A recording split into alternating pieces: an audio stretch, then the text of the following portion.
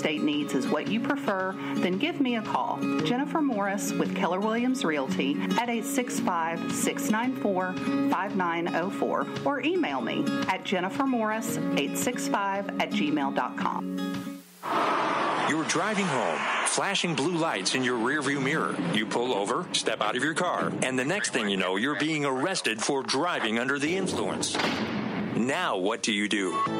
We all should be responsible. But remember, just because you're arrested doesn't mean you're guilty. Call criminal defense and DUI attorney Marcos Garza at 865-540-8300. The investigative teams at the Garza Law Firm know the justice system inside and out. They utilize cutting-edge technologies and investigative methods to prepare your specific case. Before you plead guilty to any criminal charges, call criminal defense and DUI attorney Marcos Garza. Put his number in your phone right now, 865-540-8300, because you never know when you or a friend will need it. Don't say guilty. Say Garza. 865-540-8300. 865-540-8300 and GarzaLaw.com.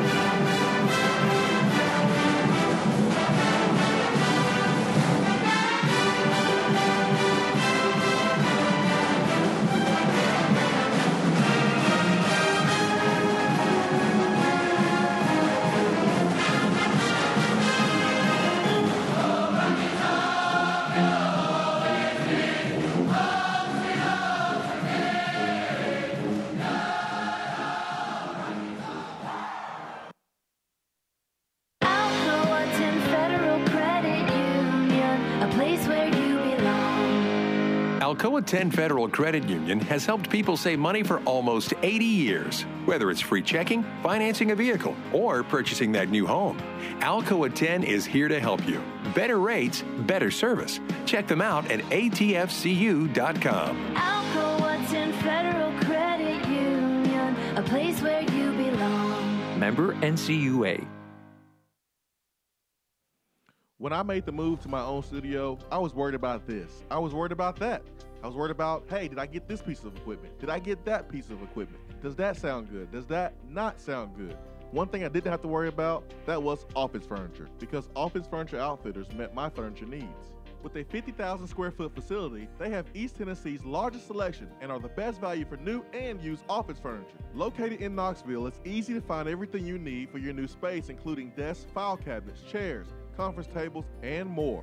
Office Furniture Outfitters is turnkey. They came to my place, we mapped everything out that was needed, they delivered, and get this, set everything up. To learn more about what Office Furniture Outfitters can do for you, log on to ofonox.com. That's ofonox.com. Deep down the middle's got his man, and he's gone. Jason Swain, touchdown. It's time for the Swain Event. Guess what time it is? My time. You can check your iPhone. Better say it's our time. With your host, Jason Swain. My man. Real sports talk for the real sports fan. All you chumps are gonna bow when I whoop him. It's time for the Swain Event, fueled by Dead End BBQ. Give me 2 pounds and a Rick Flair.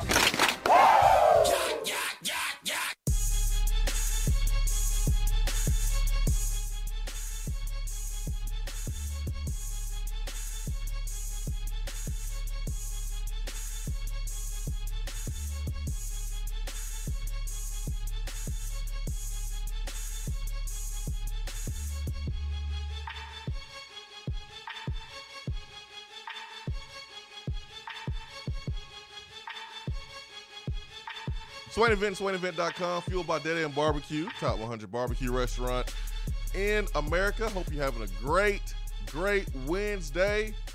We are live on 850 AM, 100.9 FM, Rocky Top Sports. 865-200-5503 is our telephone number. B Drive Waterproofing Hotline, Ben McKee, Jason Swain here, taking you from 7 a.m.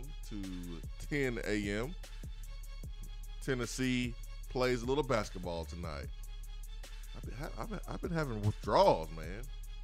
It's a long time to wait for Tennessee basketball. Sunday, Monday, Tuesday, 3 days, and now we get Tennessee today versus South Carolina, a physical basketball team, a tough basketball team.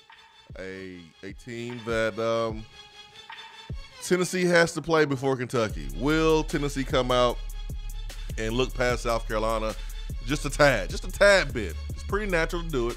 It's pretty normal to do it. But will Tennessee do it today? We'll see. A lot of great basketball on display last night around the country. Top 5 teams competing, losing, and coming back and winning. You remember growing up, and what was worse? What was worse than a whooping? What was worse? Growing up, you got in trouble. What was worse than getting a good old-fashioned whooping? Either where your parents made you go pick out the switch from the tree, or you got an old-fashioned just a belt. What was worse than getting a whooping, Ben? Do you recall? What's worse? Tennessee losing. Worse than that? Nothing. Discipline from your parents. Worse than getting in trouble. I mean, I had worse discipline from your parents other than getting a whooping. Getting my phone taken away, probably. That's such a millennial statement to make. But I had my fair share of whoopings, but my parents did go with the method of taking things away. So PlayStation, going outside after school, and hanging out with friends and things of that nature. I'll tell you what's worse. But nothing's worse than taking a whooping or Tennessee losing, in my opinion. You failed the test. It's okay. It's okay. I got the answer right here. Okay. What's worse than getting a whooping from your parents is when your parents sit you down and just tell you how disappointed they are in you. Yeah, that's worse. That's worse. I agree. Give me my whooping. Let me go on about my way. But when your parents sit you down and say, man, I'm not going to even whoop you. I'm just thoroughly disappointed in you. I thought that you would be better than this. I thought you would make a better decision. You let me down in so many ways. I believed in you. And you let me down. Man, that hits home harder than getting a whooping. That hits harder than getting your phone taken away, PlayStation taken away, having to do extra chores, the car keys being taken away. That hits home. Louisville basketball, I am so just disappointed in you. I'm ashamed of you. You disappoint me. You disgust me. Louisville basketball. Ugh. Up 23 points. We were rooting for you. America was rooting for you. You had earned this win. You were playing so hard. You were shooting the ball from the outside. You were getting 50-50 balls. You deserved to win the game until you peed down your leg and started to act scared. You got this big lead by scoring the basketball. So you're breaking the press with 7 minutes to go, trying to run the clock out? What are you doing, Louisville? You just disgust me, Louisville. You're just so disappointing. I'm ashamed. I'm ashamed that Louisville is close to Knoxville as it is. Can we move Louisville away? We might get some Louisville funk on us. Are we moving Louisville away because of solely last night? Yes. Okay. Oh, how can a city be so close to Knoxville and their basketball team perform like they did last night? Up 23 points. Had a chance to put the nail in the coffin. You're still jacking up low percentage three-pointers. And then when you break the press, instead of trying to go score, you're trying to run the clock out. Dude, you got 8 minutes left in the game. What are you doing? This is not a, 10-year-old basketball that you're coaching? Oh, yeah. That is true. 10-year-old girl basketball.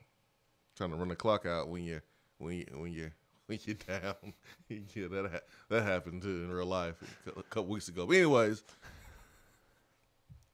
Louisville, you're so disappointing that Papa John became a Kentucky fan last night. I turned on the Kentucky game. I'm like, Whoa, wait a minute.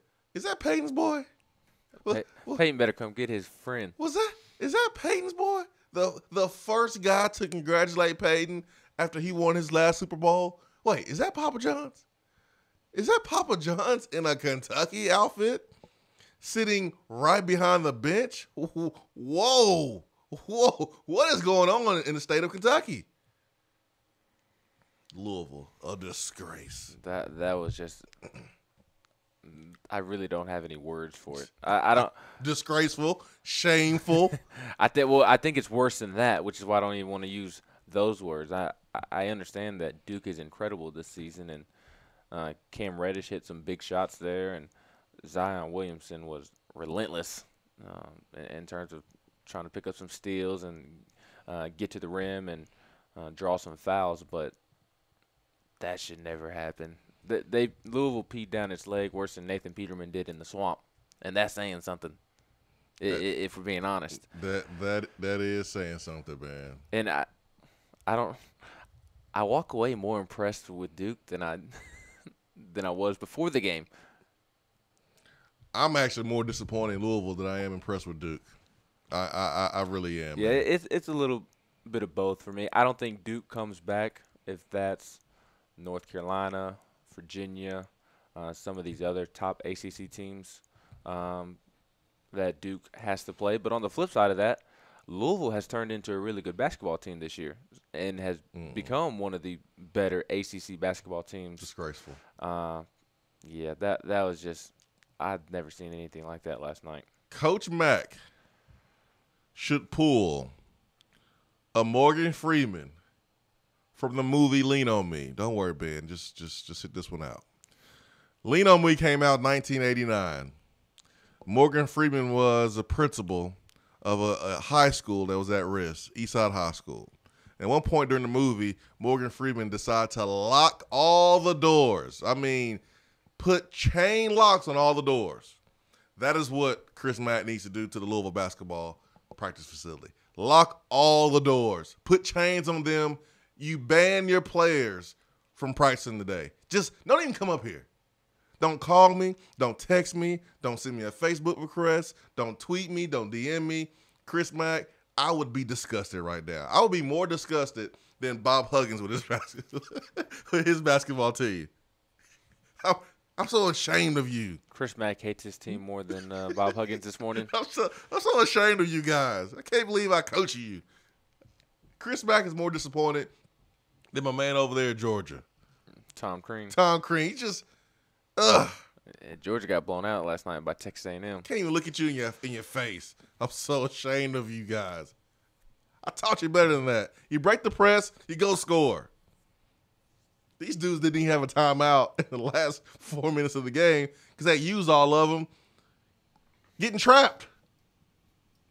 Ugh. Honestly, I think that's what K-Wan 4 gets for spurning Tennessee during the summer. You know, K-Wan 4, Huntsville kid. Be careful. He is from Huntsville. I don't care. He spurned Tennessee.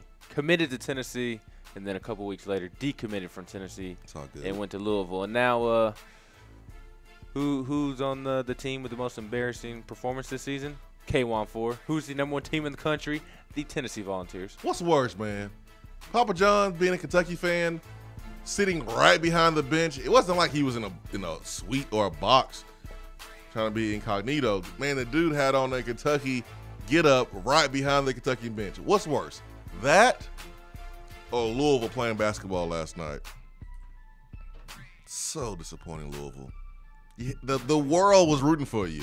The world, the entire universe was rooting for you yesterday, Louisville, and you let them down. You let down the entire universe. I think Papa John sitting behind the Kentucky bench is honestly worse because Papa John is on that list of 10 to 15 people in the world that I definitely don't want sitting behind me, wearing my colors, and supporting me. I could do without Papa John's support. True, but like, if you're gonna pick Papa John's, you gotta at least name the fact that he was one of the Louisville's biggest board trustees, and the football field's named Papa John's. I truly, I mean, is he banned from the Yum Center in Louisville? Like, why are you not at Louisville, dude? Was he just expecting a blowout? He kind of got kicked out. Well, I know. So is he banned like for life from ever going back? But even if you are banned, you don't show up at Kentucky with a Kentucky get up? I guess he's mad at Louisville for being banned. The team you jumped on the bandwagon with still lost. Oh, man. 865-200-5503. B-Dry Waterproofing Hotline. Go Tiger. Just so disappointing, you Louisville basketball. Go Tiger.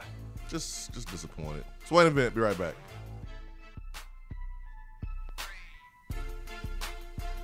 You don't have to take an L just because you can't listen to the Swain Event live. You can catch up on the podcast posted daily on the app, online, and on iTunes.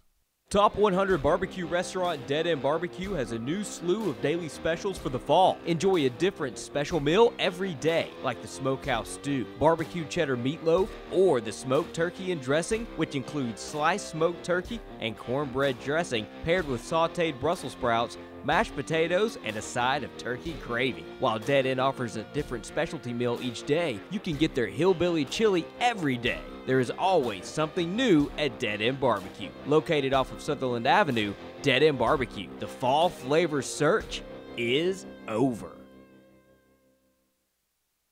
Do you want a custom themed tumbler or bottle to show off your team spirit every day of the week? Well, look no further than Game Time Sidekicks. Every design has you, the fan, in mind. Their tumblers and bottles are double-walled, vacuum-insulated stainless steel, and their quality is second to none in the market.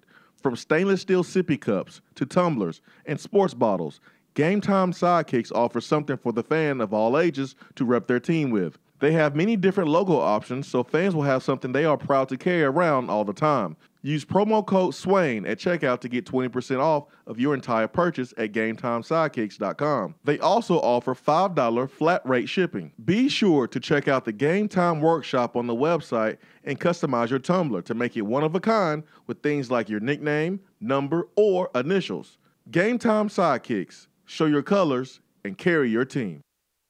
While the other guys are taking guesses, the Swain Event is taking you behind the scenes and in the huddle every morning from 7 till 10 right here. Are you looking to buy, sell, or invest in real estate? If so, then call me, Jennifer Morris with Keller Williams Realty. I take a no-nonsense approach to the real estate transaction. No fluff, just facts. Having lived and worked in the Knoxville area for 19 years, I am very familiar with the local real estate landscape and am ready to help you get the most money for your property with the least amount of hassle in the shortest amount of time. No one likes for their home to sit on the market for months at a time. If a straightforward approach to your real estate needs is what you prefer, then give me a call. Jennifer Morris with Keller Williams Realty at 865-694-5904 or email me at jennifermorris865@gmail.com.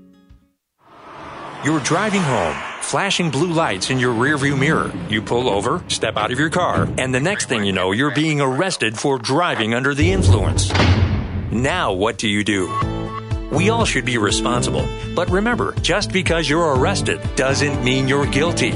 Call criminal defense and DUI attorney Marcos Garza at 865-540-8300. The investigative teams at the Garza Law Firm know the justice system inside and out. They utilize cutting-edge technologies and investigative methods to prepare your specific case. Before you plead guilty to any criminal charges, call criminal defense and DUI attorney Marcos Garza. Put his number in your phone right now, 865-540-8300, because you never know when you or a friend will need it. Don't say guilty. Say Garza. 865-540-8300. 865-540-8300 and GarzaLaw.com.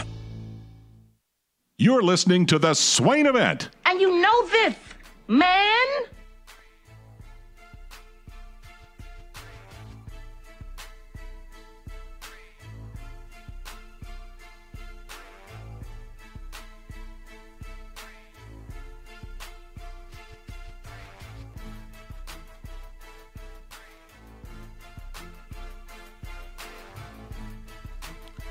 Swain Event, SwainEvent.com, and we're just really disappointed in Louisville. We're really disappointed in Louisville basketball. Just can't state that enough this morning. Very proud of LSU though. Go Tiger. I don't know, man. Even though I think that it's actually a bad thing that LSU won in terms of SEC standings. If Tennessee takes care of its business down the stretch, it won't matter. But if Tennessee does slip up a game or two, I do think last night's LSU's win over Kentucky does not bode well for Tennessee. Yeah, I mean, Kentucky's going to be focused, locked in, whatever, but they'll be focused and locked in anyways. It's a rivalry game. They'll be playing the number one team in the country. I don't know if Kentucky winning or losing that game last night would really matters, to be honest. I'll tell you this.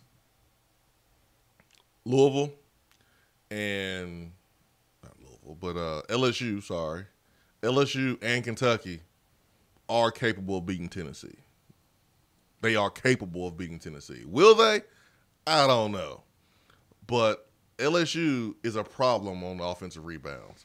They are a problem. So is Kentucky. Them dudes are athletic. Them dudes can jump out the gym. It seems like all of them are like monsters except for Waters. Waters is like 5'11".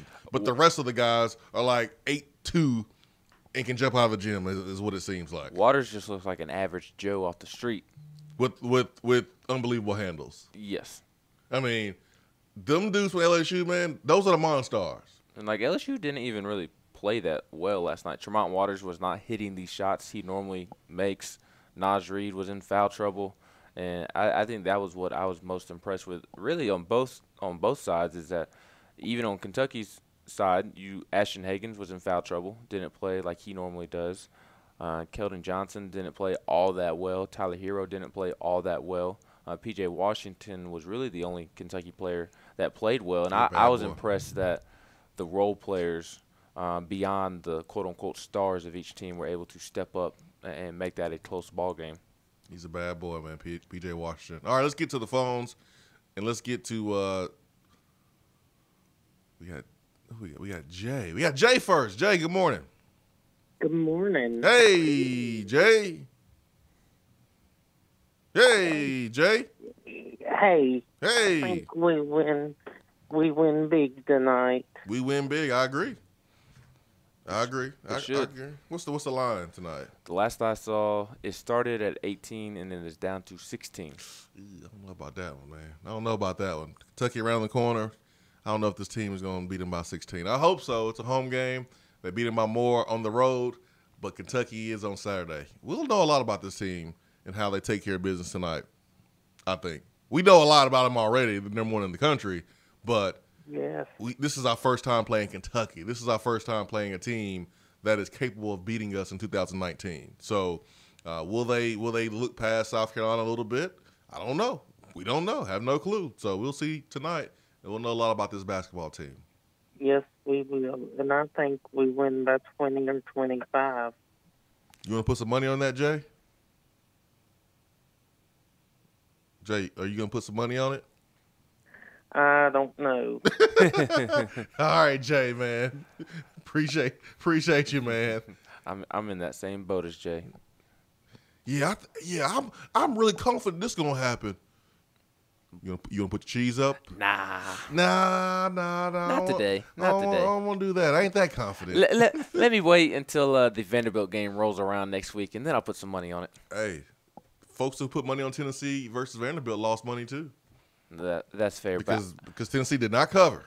I do not see that game happening again in Thompson Bowling next week. No. I'm seeing a 25-30 point blowout. I hope so. If not, I'll be disappointed. Not as disappointed as I am in Louisville. Let's get to Foxball. Foxball, good morning. Good morning. How's it going? I'm great, man. How are you? I'm doing good, man. I was kind of expecting Jay to break out with his little Kevin Hart routine there, talking about his checking and his savings for a minute. Yeah, that would have been great, man. He got real quiet when I asked him about his money, though. He did, man. He paused for a minute. It looked like he tried to log into his bank account right then on the spot. He was going to check before he had an answer. He wanted to go log in and check online banking. He forgot his password. Oh man. No, I was man, a lot going on for me today. I'm going to be coming up to the game tonight, taking my daughter to her first ever basketball game. Awesome. Oh, man, we're super excited. I think she's more excited than I am. Well, not really. Is she going to trash talk? Have you given her the green light to trash talk? Well, dude, so we've had an eventful couple of days at the Foxball household, but just a lot of big events, and that I don't think we're there yet. Okay, but she's really excited, and we're going to stop by Dead End BBQ before the game, and I just finished my first ever cup of Earl Grey tea. So, oh yeah, there you go, with your pinky up. Yeah, man, pinky up the whole time. Yeah, I got mine right here, man. You can tell I'm not over here coughing and trying to clear my throat this morning like I did yesterday. Hey, you know, I mean, after we talked at Dead End BBQ, I took your advice, and I'm telling you, I have noticed a difference. You know, it's impressive. Hey, man, you know, they don't call me Dr. Swain for nothing. Yeah.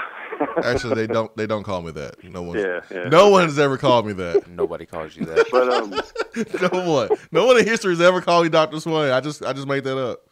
Yeah. No, I was watching those games last night, and as much as I wanted to be disappointed in Louisville, and I was, don't get me wrong, I was.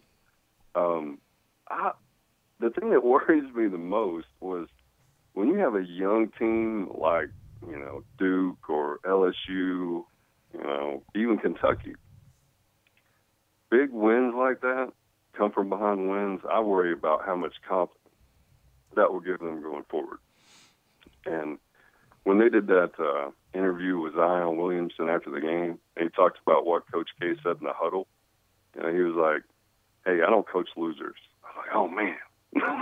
Great. that type of mentality, and gosh, I mean, you gotta love it. You gotta respect it. Great coaching quote right there. Yeah, and but yeah, but what I'm looking at too, though, as far as when we get into tournament time and things like that, the thing that I think bodes well for Tennessee is the experience factor. Yes. You know, these guys have been playing together for a long time. They've had a lot of disappointment. You know, you've been talking about it a little bit as far as we need some adversity. I kind of wonder if that might have been, you know, Duke's adversity last night. Mm-hmm. You know what I mean? I mean, it didn't have to be a loss. I don't think so. You know, as long as it's just you battle adversity, you come back, you overcome it. It just makes you stronger, unfortunately, like they need to be stronger. But, yeah, man, I was looking at that. And also just wanted to get your input on that. And, you know, I know yesterday I called in at the end of the segment, and you didn't have time to go over what I was talking about with the culture and stuff. And I don't want to change the flow of the program or anything, but if you don't mind, you know, just getting around to that at some point, man. Yeah, I would really we talked about it. the culture. Were we talking about basketball or football? Well, I was actually wondering about both. You know, like how you see the culture. Yeah, the social media. Yeah, and how the culture unfolds, and like strength and conditioning, and does that happen with more of the coach implementing that? Is it the players that you recruit?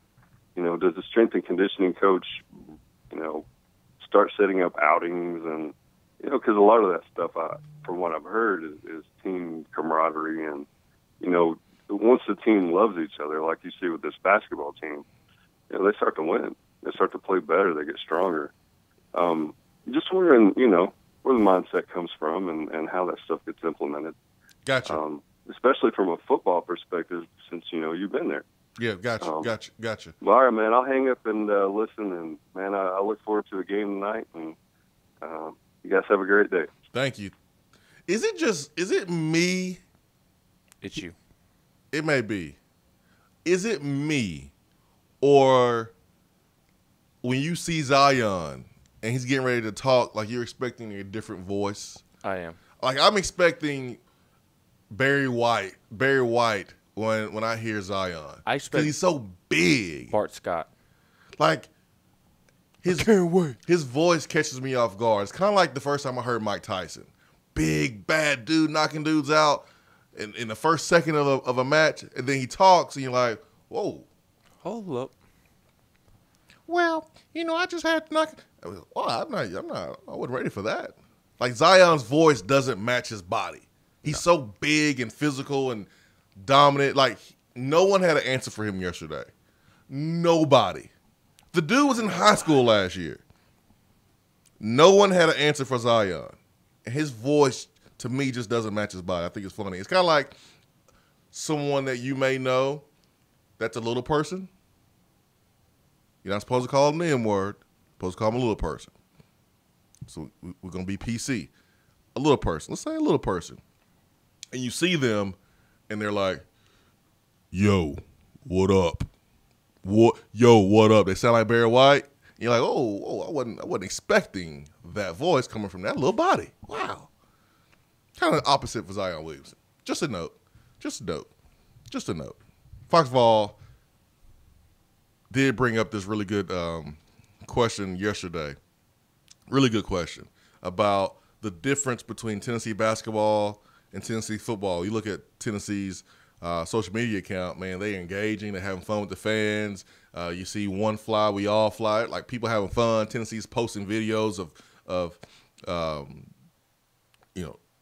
Jordan Bowden dancing. You see Rick Barnes in the background smiling after a regular season win. Football is just different. You got so many players. You got so many secrets. You can't talk. You can't do something. You can't, don't talk to the media. Can't let that get out. It feels like it's Fort Knox with the football program. It really does. And I don't really know why. I don't know why. I have no clue. I know for Tennessee basketball, man, it's been really fun. I think it starts with the head coach, his personality and how he knows the right time to have fun. He knows the right time to be serious, and everyone around him is comfortable. Like they're comfortable doing their job. They're comfortable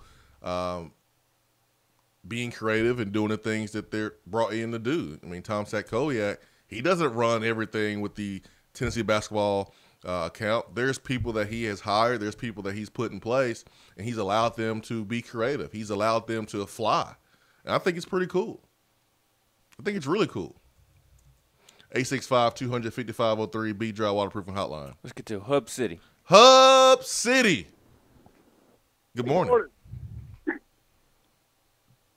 Good morning. Good morning. How you doing, man? Oh, good. I was listening to that last caller, and it reminded me, did you ever take your daughter to that basketball game you were supposed to take her to last year? Which one? I believe it was your oldest daughter. You just were going to any? take her to a basketball game? Yes, I did. Yep. I think you told her you'd take her to a Lady Vols game. Yep, I followed through, man. We've been to one Lady Vols game this year, and they won. How about that? Mm-hmm. It sounded like you should have gone to more then. Yeah, I don't know if I'm a good luck charm. I think we just caught. They're just not good. We just caught Tennessee playing well, and the opponent didn't play that great that day. And honestly, if the opponent had played better that day, they probably would have won because the Lady Vols didn't play all that well. Yeah, I don't. But you did also go to a men's game, and that was fun. Yeah, we went to a men's game. I think we went. It was the Sanford game earlier this year. We had to leave a little bit early because it was a 7:00 tip. We did go to that and stayed to about, I think, like 5 minutes left in the game, and so I have fulfilled my promise to my daughter that we were going to go to a game this year. So how sweet, man! That's awesome. Now you got to take her to a Vols football game when we beat Bama. This year, next year. Well, I mean, yeah, that would be phenomenal. I mean, I just hope she's driving before then. Or she's not, or I hope she's not driving before then. I was gonna say, you want us to wait 6 more years? Yeah, I hope she's not driving. Excuse me. Don't put that evil on me, Ricky Bobby. I'm just saying, it's been a while, man. I just hope she's not driving. It's been 13 years. 2006 was the last year. Yeah, I remember. Trust me, that's something I will never forget. I thought it was at 11. I may forget my kid's birthday, but I will never forget when the last time we beat Bama. You forget your kid's birthday? Just maybe. No, you don't. I know you don't. All right, guys. Y'all have a good day. See you, Hub City. I know my kid's birthday, man. I only got 3 of them, man. Like I'm, Antonio Camardi or something. Now, he surely forgets a kid or two's birthday. Dude, he has been on record of forgetting his kid's name. Really? During the interview. Yes. Yes, man. This happened. He was doing an interview. He was talking about his kids, and he forgot one of his kids' name. Yes, he did. And yes, I am biased. I'm not bringing up Travis Henry. I'm not bringing him up. We'll just bring up Phillip Rivers instead. No, I mean, Phillip Rivers like he's married, and he has 9 kids with his wife. Hey, man, what's the difference between having 3, 6, 9? I mean, if it's with your wife, hey, whatever. But Antonio Cromartie got kids out here from he got baby mamas. I think it's a little bit different. Fair enough. A little bit different. And he forgot their name. When you gotta say, hey you, to your own kid. That's a problem. Hey girl, hey boy, huh? What's your name? Come here. He has what, 17 kids or something like that? I don't think it's that much. He got a bunch of kids though. I think it's like 12 or 13, something like that. Man, you got problems. 14. He got 14 kids. Like, he had a procedure done to stop having kids and had another kid. Like, man, maybe you should have been professional in something else besides football. You could have made a whole lot of money. Probably still can. I'm still disappointed in Louisville, though. Louisville, just concentrate on academics today, okay? Go to study hall. Don't go to the gym today. Just don't do it, man. The universe is disappointing you, Louisville. How do you give up a 23-point lead? So scary. So scared. Just wear Pampers next time. Next time you wear just wear Pampers. Just wear pull-up. Just wear that, man. Because you just peed down your leg yesterday. The universe is disappointed in you. Swain Event, be right back.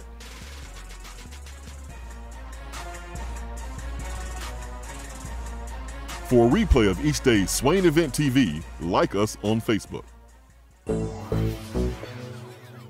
We have all made the mistake of dropping or breaking our smartphones. See? But did you know that you can have it repaired for a fraction of the cost that it takes to replace it? Well, you can, because iDrop is the area's leading mobile repair store, home of the 1 hour or less phone repair, 1-year parts warranty, and #1 customer service. Broken screens, cracked cameras, charging ports, batteries, you break it, we'll fix it. If you didn't break your phone, protect it with one of our leading accessories such as LifeProof, OtterBox, UAG, Incipico, Caseology, and Spec. Visit our West Hills location at 7115 Kingston Pike between Office Depot and Hardee's, or call 865-888-9740 and speak with our trained technicians to see how we can get your phone working today. When you see the happy face on our truck, you'll be smiling because you'll know that you're in love. It's freezing in here, Mary. What's wrong with your heater? The repairman can't get here till next week. Sugar, you've got the wrong guy. My guy is fast and has free heating service calls when he does the repair. Hi, I'm Jimmy Hiller. Take advantage of a free service call with any repair. Call the Happy Face Truck today. While the other guys are taking guesses, the Swain Event is taking you behind the scenes and in the huddle every morning from 7 till 10 right here. JC's Tree and Landscaping Service specializes in quality tree work done at an affordable price. Trimming and removing trees are their specialty. They also offer other services like land clearing, stump grinding, crane services, and all of your basic landscaping needs for both commercial and residential. JC's will give you a free estimate and beat any written quote by a competitor to guarantee that you get the lowest price around. Don't risk your land with a fly-by-night service. JC's Tree and Landscaping is licensed and insured. Give them a call at 865-599-3799. Craving flavors that don't take hours in the kitchen? Mrs. Grissom's cheese spreads and chicken salads are the perfect go-to. Ready-to-eat meals and snacks found in the meat or dairy section at your local grocery store. Whether you crave the classic Mrs. Grissom's pimento cheese or the gluten-free select varieties like the cranberry pecan chicken salad, enjoy small-town flavor in every bite. Select the best. Select Mrs. Grissom's.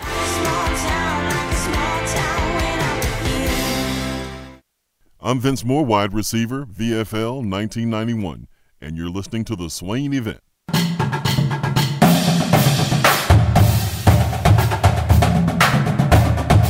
Around the SEC, powered by 42nd Street Marketing, your game-winning play call for design, marketing, and branding.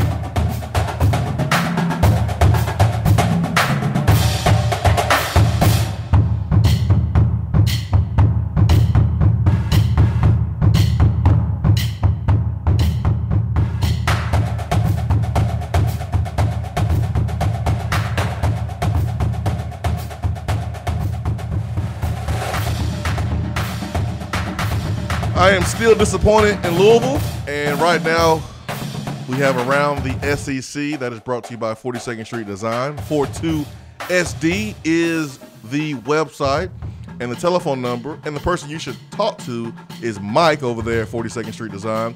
865-382-7007 is their telephone number, and they specialize in logo design, print design, and web design.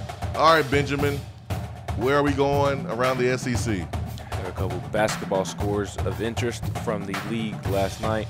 Obviously, number 19 LSU took care of business on the road at number 5 Kentucky, 73-71. And if Tennessee were to beat Kentucky on Saturday, it would be the first time during John Calipari's tenure that Kentucky loses back-to-back games at Rupp Arena. So hopefully that happens. You had Texas A&M blow out Georgia 73-56. The Aggies have been playing much better basketball of late, and I don't think Georgia's players took too well to Tom Crean's comments after Saturday's game, because they did not look interested last night. He lost them. He's lost that basketball team, and just go ahead and is there anywhere to bring in that number 2 overall player in the country this year? I don't think he ever had them, man. I mean, they got blown out by Tennessee, 46 points earlier in the season, the first SEC game of the schedule. So I don't think Tom Crean's ever had them. Yeah, and then now you've seen parents on social media commenting on his comments after the game on Saturday. It's just not a great situation. And honestly, I like his comments. I know that I wasn't a huge fan of him. I just don't think you throw your team under the bus like that. But I like him. I'm mean, though. You are very mean. Mississippi State destroyed Alabama, 81-62. Quindary Weatherspoon was really good. And then how about Missouri picking up a nice win over Arkansas, 79-78. So there's your SEC basketball scores from last night. And then tonight there are 3 games: South Carolina at Tennessee, Ole Miss at Auburn, and Vanderbilt at Florida. Vanderbilt at Florida. Oh, just checking. And then 2 football notes. The first being yesterday, I forgot to mention this, Florida defensive coordinator Todd Grantham interviewed with the Cincinnati Bengals for their defensive coordinator job. So it looks like Florida will be looking for a defensive coordinator here soon. I think Butch Jones would be a great candidate, if you ask me. I think so, too. And then here's an interesting article for us to discuss because Tennessee was in the headlines last night. Barry Odom, who is dealing with quite a bit right now because of his Missouri football team receiving a postseason bowl ban for this upcoming season due to a tutor allegedly, well, not allegedly, she did take well, I guess the alleged part is whether she was told to or not. She claims that Missouri knew what was going on. Missouri claims that they did not know that she was doing this, but taking tests and writing essays and doing all the players' homework, a select few of their homework. So he had some choice words for Tennessee because Missouri has a bowl ban, its 19 seniors are allowed to transfer without penalty. And since the bowl ban has come down, Barry Odom said that His 19 seniors are being contacted and bombarded nonstop by teams taking advantage of NCAA bylaws that allow rising seniors from programs hit with a postseason ban to transfer without penalty. Odom singled out Tennessee as the most frequent caller for his players among SEC programs during a booster event on Tuesday. Everybody is going to have a bad day, Odom said, expressing his frustration with keeping his players from transferring. You combine that with somebody that, who'd we beat, 51-17 this year, Tennessee? Yeah, those guys, they are nonstop reaching out daily saying, hey, come here. The grass is not always greener somewhere else. Tennessee did not have a comment when contacted by CBS. Oh, man. Odom with the shade. Let's be honest. If the shoe was on the other foot and Tennessee was in the same position as Missouri and Tennessee had beat down Missouri and let's say Jeremy Pruitt made these same comments, dude, we would love it. We would love this as Tennessee fans. We would cheer Pruitt's comments. We would trash talk Missouri fans, but this is savage on Barry Odom. Barry Odom didn't have to put in the score. You didn't have to say all that. You didn't have to say 50-17. You didn't have to remind people that Missouri smashed us the way they did. All you had to say was that you don't appreciate how Tennessee is calling all your seniors. You didn't have to bring up the score. What the score got to do to anything? That's you trying to throw in a little bit of shade. And you know what? I think it's funny. I do. I don't like it as a Tennessee fan, but he's not wrong. I can't be necessarily. I can't be a phony here. I can't only laugh at other people. You gotta laugh at yourself. And I'm sorry. I think it's funny. I think Barry let him do some shade, and there's nothing we can say or do about it. We can't say anything. What you gonna say? Shut up. How about that basketball game? Shut up. We swept you in basketball, Barry Odom. Shut up, Barry. You ugly. Your breath stink. Your mama is a man. I mean, what? You can't say anything. Your mama's so big. You can't. You don't have anything to say. 50-17. Oh, I had to sit there and watch it the whole entire time. I'm mad. I thought about taking an Uber and leaving my ride. I really thought about it. I questioned my friendship with this person. I thought about leaving him in that moment. I really did. I really did think about taking an Uber and not talking to this person ever again for making me sit there and watch Tennessee-Missouri game. It was that bad. It was that bad. It was bad football. It was terrible football. But on the flip side of this, like, I also don't blame Jeremy Pruitt one bit for trying to poach Missouri's players. I don't either. And he should call more now. You should get every on-field staff member calling, every off-field staff member calling. Jeremy Pruitt should be calling. Philip Fulmer should be calling. Yes. Peyton Manning, Al Wilson, Leonard Little. Everybody should be calling now. Call now. Call more now. Calling to the point where the 865 number is just drilled inside the memory of every single person associated with Missouri football. Pruitt should call all those seniors, man. Ring, ring. Hey, how you doing? How you doing this morning? How you doing? You got some grits this morning? You excited? You excited like I am? I'm excited. I'm having some asparagus for brunch. What are you having? I'm excited. Are you excited about being involved? Moving from Missouri to Tennessee? I couldn't do it. Well, if I'm a Missouri senior, I could not move. No. It's only one game that you are going to be banned from. If you win the SEC East, okay, it may be 2 games. But if I give my all to a school, to a state for 3 years, and a rinky-dink sanction comes down by the NCAA, I'm not going to let one game keep me away from my school. And if we're being honest, if I were to transfer for one season, this upcoming season, it would not be to Tennessee. If I'm a senior and I don't like Barry Odom and I want to be petty, yeah, I would go Tennessee. Yeah, I would. Yeah, I would go to an SEC East rival if I was petty. Like, if I'm Jalen Hurts, I'm going to Auburn. That's just my personality. Oh. You going to forget me going 24-2 and helping y'all get to a championship and then saving you when you lost it in the SEC championship game that Georgia had to come back and save y'all. Y'all better put some respect on my name. I'm going to Auburn. Take that. The only reason he didn't go to Auburn, and this is just in my own mind, did not see this anywhere, is because Auburn stinks. And he couldn't beat them, even if he went to Auburn. He wants to win a championship. Well, he also didn't want to play for Auburn because it's Auburn, and he has a lot of respect for Alabama. Yeah, well, if he was me, I would have went to Auburn. You are King Petty. Your middle name is Petty. The next time you get a tattoo, it should be Petty. On my neck? On your forehead. So everybody knows when you walk in the door, you're petty. If you did me wrong, yeah, I would want to play against you. Yeah. I would want to play against you. If you did me wrong, I want to play against you. But if you did me right and I had a good experience, and no, I would, out of respect, I would not want to go to an SEC East rival if I'm a Missouri senior. But I think it's hilarious. That Pruitt's calling on these folks. And if you're sitting there going, oh, why would Tennessee want a Missouri player? Huh? What?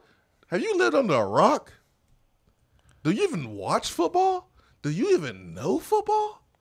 Did you just say that? I think Kelly Bryant's a fairly good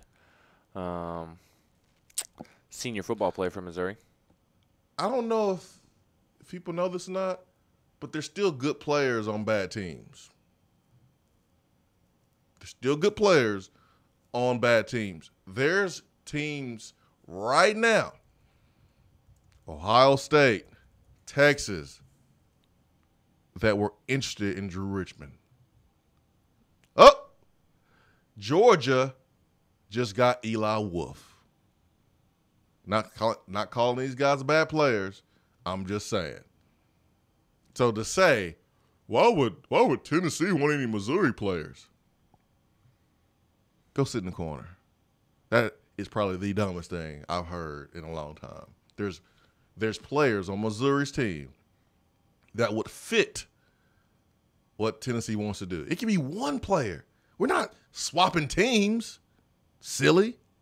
We're talking about one player that may be better than the current player that we have, that may be a better fit, that may be more physical, that may be more athletic, that can be used. We're not switching the entire team.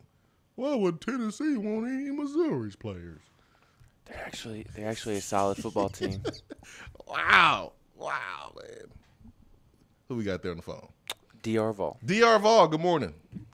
Good morning, guys. How are y'all? Oh, great, man. How are you doing? I'm good. I just wanted to comment on the article y'all were talking about. I actually got in a little argument with a Missouri fan about that last night, and he kept talking about the sanctions, and I told him I agree the sanctions, it's BS. Yeah. But I'd be pissed if my coach didn't do that.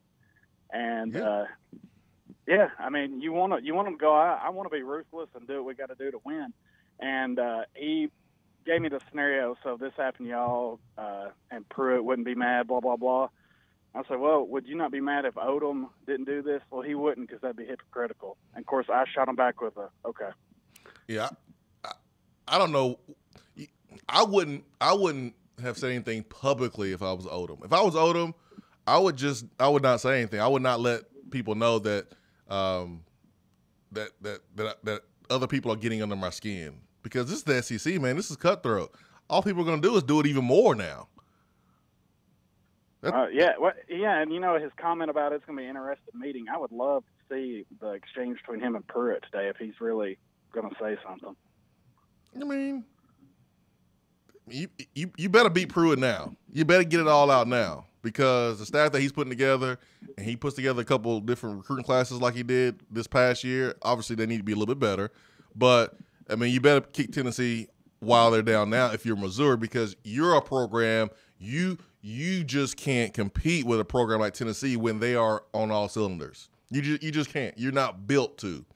You're not built. Now, you can beat Tennessee when Tennessee is not doing what they need to do, and they did that this past fall. My goodness, 50-17. But I put Missouri in the same category as a South Carolina, as a Kentucky, as a Mississippi State, as an Ole Miss. You just don't have enough firepower. LSU, Florida, Alabama, Auburn, A&M, they do. When they get everything going in the right direction, they working together, they have enough firepower to win a championship. They do. But Missouri, hey, man, get it out now. I think it's funny. I don't have anything bad to say about Barry Odom. I thought it was pretty funny. I did too. I am not gonna lie. I loved his comment about the 50-17. I would want my coach to say it. Yeah, I thought it was funny, man. I thought it was funny. I tipped the cap to him. Same here, like a Spurrier. But all right, guys, I'm gonna hang up and listen. Enjoy the show. Thanks, man. He just let everyone know that he's bothered.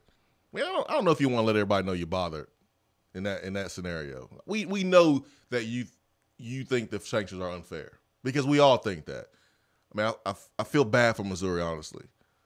But why let the world know that you're bothered that people are calling you seniors? Yeah, man, they call you seniors. Just like they would call a player that's committed to Missouri.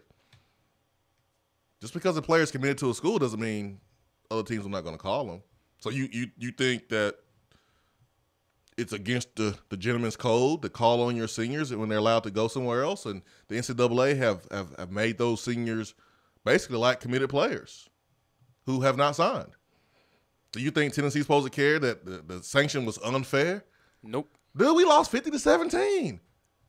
We haven't been to a bowl game in 3 years. We went 4-8 and 5-7. We don't care about being nice right now. We stink. I'm trying to win. I don't care about your feelings, Barry Odom. We have zero cares about your feelings right now. We are trying to win. Have you seen Vol Twitter during football season? They're ruthless. They're miserable, ruthless. We're trying to keep these ticket prices the same. People ain't coming to the games. Man, we trying to do what we need to do. We don't care about your feelings, Barry Odom. We don't. And that will be my mentality if I'm Jeremy Pruitt. I came from Alabama. I came from Florida State, where I'm used to winning. And I got to coach a bunch of dudes who don't even know how to celebrate when they make a good play. There's about just looking at their list of seniors, about 4 or 5 guys I would take. Cale Garrett, an all-SEC linebacker. But why would Tennessee want a Missouri player? Huh? Well, that doesn't make any sense. Because Cale Garrett is better than any linebacker Tennessee has right now. Golly. Tucker McCann. I'll take a kicker. I like Samaglia, but hey, why not Tucker McCann? Tucker McCann is a very good kicker. I know Ken commented on the text box is not a fan of Kelly Bryant, but last time I checked, Kelly Bryant is a daggum good football player, and Tennessee is not in the position to turn Kelly Bryant down at this moment in time. I would take Jonathan Nance, a wide receiver, DeMarcus Acey, a defensive back, and Jonathan Johnson, another receiver who's from Memphis, went to Melrose, and should be at Tennessee in the first place. But why would Tennessee want anybody from Missouri? That just don't make any sense. 865-250-503 B-Dry Waterproofing Hotline. Ah, man.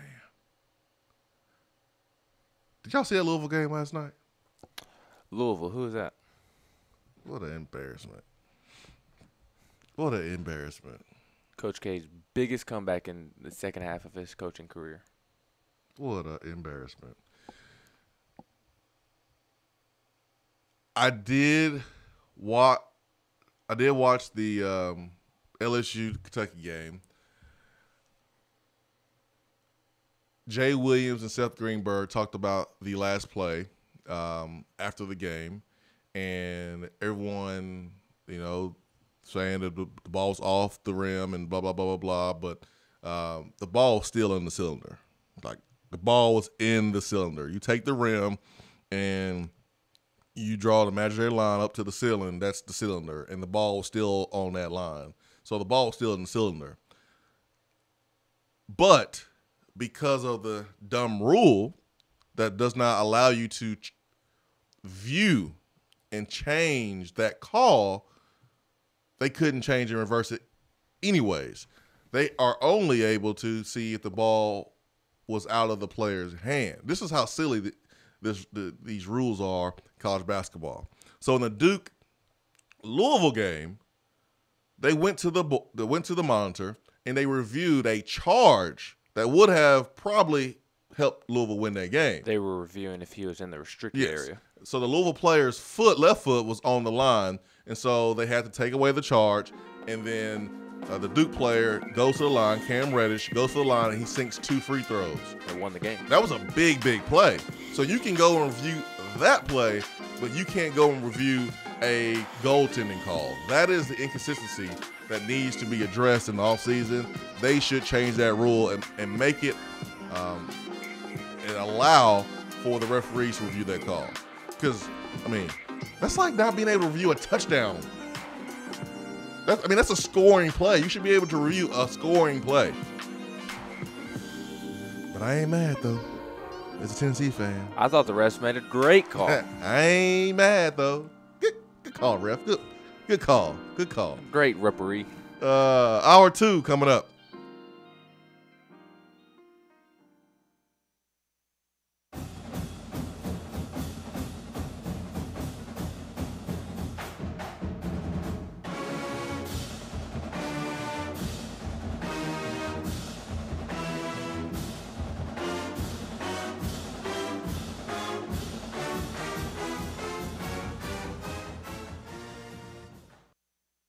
Touchdown or turnover is up next on the Swain Event. We're here with Dr. Mike Carlson of Tennessee Regenerative Sports Medicine. If you have orthopedic injuries such as shoulder pain, knee pain, or instability, Achilles tendonitis, golfers, or tennis elbow, do what I did and give them a call. Yeah, Jason, we specialize in regenerative non-surgical orthopedics. So we treat damaged ligaments, tendons, and joints, including things like rotator cuff injuries, knee instability, elbow problems, as well as foot problems like plantar fasciitis, Achilles, things of that nature, by injecting with stem cells and what's called PRP, or platelet-rich plasma. And this form of treatment we do under ultrasound, so we know we have our target. And it also stimulates the body's own reparative process, and this allows for the healing of damaged tissue. And as you well know, numerous professional and collegiate athletes, guys like Steph Curry, Tiger Woods, and even yourself with your ankle injury, have been using this form of treatment for years. And so we offer that same type of treatment here in East Tennessee. Visit them on the web at trsportsmedicine.com. Tennessee Regenerative Sports Medicine, East Tennessee's leader in regenerative therapy. When I made the move to my own studio, I was worried about this. I was worried about that. I was worried about, hey, did I get this piece of equipment? Did I get that piece of equipment? Does that sound good? Does that not sound good? One thing I didn't have to worry about, that was office furniture, because Office Furniture Outfitters met my furniture needs. With a 50,000 square foot facility, they have East Tennessee's largest selection and are the best value for new and used office furniture. Located in Knoxville, it's easy to find everything you need for your new space, including desks, file cabinets, chairs, conference tables, and more. Office Furniture Outfitters is turnkey. They came to my place, we mapped everything out that was needed, they delivered, and get this, set everything up. To learn more about what Office Furniture Outfitters can do for you, log on to OFOKnox.com. That's OFOKnox.com. Alcoa 10 Federal Credit Union, a place where you belong. Alcoa 10 Federal Credit Union has helped people save money for almost 80 years. Whether it's free checking, financing a vehicle, or purchasing that new home, Alcoa 10 is here to help you. Better rates, better service. Check them out at atfcu.com. Alcoa 10 Federal Credit Union, a place where you belong. Member NCUA.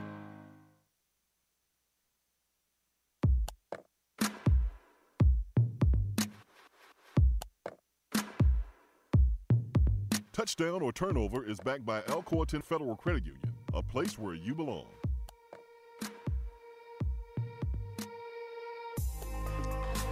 Touchdown, turnover, backed by Alcoa 10 Federal Credit Union, a place where you belong, better rates and better service. ATFCU.com. You know, Barry Odom made some very strong comments about Tennessee, and hey, he is free to say those things. No one can really say anything about him. He's right. I mean, Tennessee did get smacked by Missouri 50-17, and you know, he's bothered by Tennessee reaching out to his committed senior players, because of the NCAA rules that allow those guys to leave without sitting out a year. Touchdown, turnover, a Missouri senior will leave. Will we see a Missouri player that's a senior leave? Don't have to come to Tennessee, but do you see one leaving? Touchdown or turnover? I'll say touchdown. But I think it would be just a normal case of transferring. I don't think somebody's going to transfer simply because, we have a postseason bowl ban and I want to go play in a bowl game my senior year. I think it'll be a senior who doesn't receive as much playing time as he wants to. And I think it'll come about after spring practice. Obviously, if he's a senior, he can probably graduate before this next season and go somewhere else and play right away. And honestly, because of this whole bowl ban, he doesn't have to graduate. So I think somebody will transfer because they don't like their current position within the team, their role on the team, where they stand on the depth chart. And because of that, I think somebody will transfer. It's just a normal transfer and happens to fall during this time of where seniors can go anywhere they want because of the bowl ban. I don't think it's going to be like a Kelly Bryant or a Cale Jarrett or a Jonathan Johnson or one of these important seniors. I think it'll be a senior that just wants a better role to finish out his college career on a high note. You know how awkward it would be if you were a senior that was really contemplating leaving, and you were having discussions with your parents, you were having discussions with your advisors, maybe it was a high school counselor or a high school football coach or whatever, and you were keeping that secret and no one really knew. You were really thinking about leaving Missouri to go somewhere else and playing your last season for whatever reason. It could be because you want more playing time, or it could be because you think that you have an opportunity to play in a bowl game, whatever reason. And then Barry Odom comes out and makes those comments publicly. Wouldn't you feel a little weird, a little awkward? Kind of like, let's say you're in a large room at a party, and it's a house party, and you're in the living room, and you're hanging out, you're having a good time, but you are a neat freak. You are a neat freak.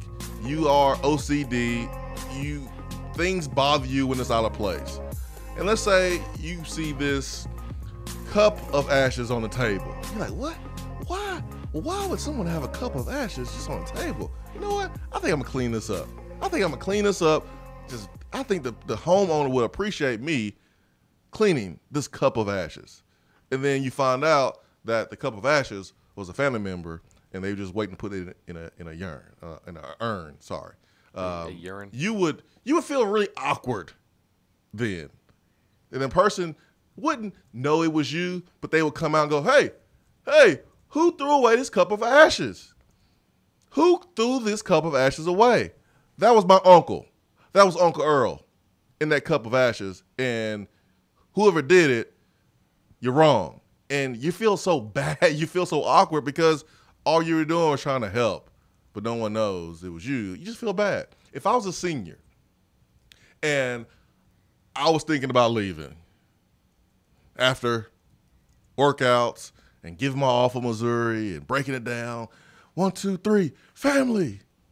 I love y'all. You my brother. You my brother. We family. I love y'all, man. Y'all like brothers. But then you get back to your room, you're talking to your mom and dad like, yeah, I'm really thinking about transferring to, Arkansas or Mississippi State or Tennessee. I mean, I really want to play my last year. And I really want to go to a bowl game. And then Barry Odom comes out and goes, I can't believe someone would try to recruit these seniors. This is just not right. And you're like, oh. See, what had happened was you feel so bad about yourself. Oh, man, maybe I'm not a team player. Maybe I'm not a part of this family. Yeah, I'm going to go touchdown. I think someone will transfer. Someone will. And I think it will be for the reason of playing time rather than just wanting to play that extra game. Hey, it may be 2 extra games because Missouri is in a position to have a good football team. They really are. With Kelly Bryant taking over at quarterback. It could be 2 games. It could be the SEC championship game and then the bowl game. Or it could just be 1 game, which would be just the bowl game. I don't think a senior would transfer for that reason, but I think a senior who's not playing a lot have an opportunity to play immediately at a Power 5 school will transfer. You better pick the right school because then you may be on the bench there too. Yeah, and somebody not playing at Missouri would probably have to transfer to a lesser school. So it's easy. Yeah, it's easy to suspect that for sure. But I'm right there with you. Like I said, I don't think that somebody will transfer simply because, oh, we're not playing in a bowl game this year. I want to transfer. I think it'll be because they'll go through spring practice. They won't like their role on the team, and they'll want to end their college career on a high note. And I think it's the same thing when I asked Austin Price about Tennessee's transfers. There's always more after spring practice. Touchdown turnover. The referees calling the Kentucky game last night. You mispronounced their name. Huh? Referees. Oh, yeah. Even though last night No, they were not referees. They were not referees last night. So they were just referees. So the referees last night will get a phone call at their normal jobs today. Touchdown. Like all three of them. That was the first thing I thought after the game, because as soon as the referees signaled that the game was over, that the basket counted, the ESPN cameras went directly to them and watched them run off the court. And all you saw in the stands was the fans just waving at them and cussing at them and saying all sorts of things to them. And my initial thought was, well, those guys are going to be out of business, and whatever they do off the basketball court here soon. We know how Kentucky fans get down. What was the other referee? I know his last name was Higgins, John Higgins or something along those lines, that Kentucky fans absolutely ruined his business following, I guess it was a loss in the tournament 2 years ago. Not this past tournament, but the tournament before. Just absolutely destroyed his business. He has a roofing and siding company, and the Kentucky fans basically went online and left all these really bad reviews as if they were customers trying to hurt his business. And they did. Oh, yeah, it definitely did. And I've never seen referees move that fast to exit the court in my life. It kind of reminds me when I lived in Chicago when I was younger, and there was a dark alley that I went down, and I knew I was in the wrong place at the wrong time. You turn around. And I need to get on up out of there really, really, really, really quick. That reminded me of those Kentucky referees. Oh, the referees couldn't call in the Kentucky LSU game. So I hate that part of the sports where, I mean, what is it going to accomplish anyways? The referees were only carrying out the rule book. That's it. You can get mad at Vanderbilt fans at the hook and hold call or hook and pull call all you want to. You can get mad at the referees for calling it, but they did their job. Yep. They did their job. They upheld the rule book, and that's what they're paid to do. They're paid to do their job. You can get mad all you want to. You can call customer service because you're mad that your bill is this amount and they won't take your debit card. They only take credit card. Well, get a credit card. Don't get mad at the customer service rep. She's only doing her job. That's it. She's only doing her job. You can't get mad at her. Get mad at the rules. Don't hate the player. Hate the game. And last night, the referee, other than missing it live, they didn't do anything wrong. They assessed the rule properly. They went back to the monitor to see if the basket was out of the hand in time, which it was. And because they can't overturn the call of it being goaltending, there's nothing else for them to do. And I go back to what you said earlier. I don't understand why it's so hard to realize that basketball was still in the cylinder. It was above the rim, which is still in the cylinder. Was the ball coming off? Absolutely it was, but it was still in the cylinder when he touched it, and you're not allowed to do that. And, we haven't mentioned this part yet. It probably did wash out because the Kentucky player, E.J. Montgomery, got his wrist, hit the rim with his wrist, and it didn't cause the backboard to shake a ton, but it did cause the backboard to shake a little. And then I also saw in another angle a Kentucky player slap the backboard as well before the tip-in was let go as well. So it probably washed out, but again, don't hate the person making the call. Hate the rule. That's what's really messed up. And I'll say this one last thing is that of all the calls in basketball, I think the goaltending call is the hardest one to make, just because we on TV have great angles to see it. The referees in real time, they don't have a great angle, so some of them can be much harder to call, and I didn't think the referee had the greatest of angle to call that in that particular situation. And when we stop and think about it, that's the one call that should be reviewed more than any other call. Because like you said earlier, it's like a touchdown in football. It's a scoring play. Why is that not reviewable? Yeah, it's like, okay, you need to be able to review if someone's foot is out of bounds. I think that's very important. That's a possession. That's very important. But a scoring play, heck yeah, that should be reviewable. No doubt about it. The problem is, here's the problem with college basketball. They take forever. My wife can get ready for date night faster than the referees go to the monitor and come up with an answer. Yes, and your wife too, or your girlfriend. They take forever. Forever. I forget the game is still got time left. I think the game is over. When the referees go to the monitor, my goodness, what are we waiting on? Did he step out or not? Was it a three or not? Was the foot on the line or not? What y'all talking about? What y'all talking about? Nothing. Nothing. It takes forever. So allow the goaltending to be reviewable and hurry up with it. Hurry up. Hurry up. We got basketball to watch. We got time watching y'all talking a huddle. Playing high school. Just hurry up. That's what I would change. I will say I've always been in the minority on that one. Me too. It doesn't necessarily. Me too. I've always been a minority. You have always been in the minority. As I am Steph Curry and I am light skinned. I'm kidding. No, but in terms of, everybody complains in football, in basketball, and even in baseball of how long some of these replays can be. Some of them are just unreasonably long. I do agree with that. But I'm also in the camp with I don't care how long they take as long as they get the call right. I think getting the call right is more important than just rushing to make a decision. So I've always been in the minority in that situation in terms of thinking that I don't care how long they take as long as they get the call right. To me, that's more important. I mean, you take 5 minutes on a review and you do it 10 times. That is the weird part. Bro, we there for an extra hour. And the thing that I don't get is I wish almost sometimes though we could almost ask the broadcast crew, because you'll hear like Jay Billis be like, oh yeah, that's such and such. Why are we even reviewing this? Just ask Jay Billis. He gives you the thumbs up, then keep going. The TV broadcast knows within 15, 20 seconds because of the replays it has. Jay Billis is just great, man. I think he has all the right answers. Whenever you have a question in life, all you have to do is just ask Jay Billis. Remember that search engine that was real popular called AskJeeves.com? Yes, I actually do remember that.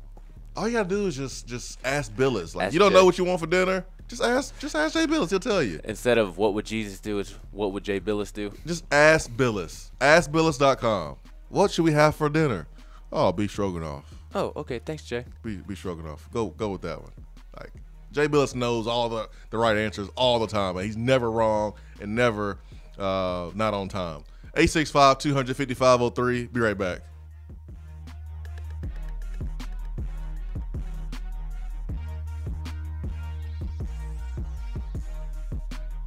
At work? Can't call in? Don't feel bad. You can talk to the guys on the text box. It's part of the free Swain Event app.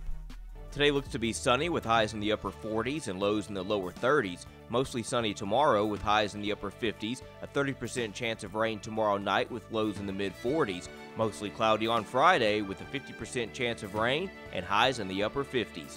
Weather on the Swain Event is brought to you by B-Dry. If your basement is wet or cracked, B-Dry can help. BDry.com. Do you have sloping or uneven floors, foundation cracks, or a leaning chimney? Do your windows and doors not open properly, or are there gaps where the floor and walls meet? Don't worry, B-Dry offers approved foundation repair solutions like steel I-beams, helical piering, epoxy injections, carbon fiber applications, and more. Make sure that your home is on stable ground with B-Dry. Call them at 865-588-0454 or find them online at bdry.com. Have you noticed lack of energy, motivation, and drive? Call the Low T Center and schedule a complete health assessment today. Whether you have sleep apnea and need a CPAP or have low testosterone or low thyroid levels, Low T Center will get you feeling great again. If you're a man over 30 and haven't had an annual checkup, don't wait until you feel bad. Do yourself a favor and get a quick and easy health assessment today. Services are covered by most health insurance. Call 865-392-1388 or go to lowtcenter.com. Low T Center, reinventing men's healthcare.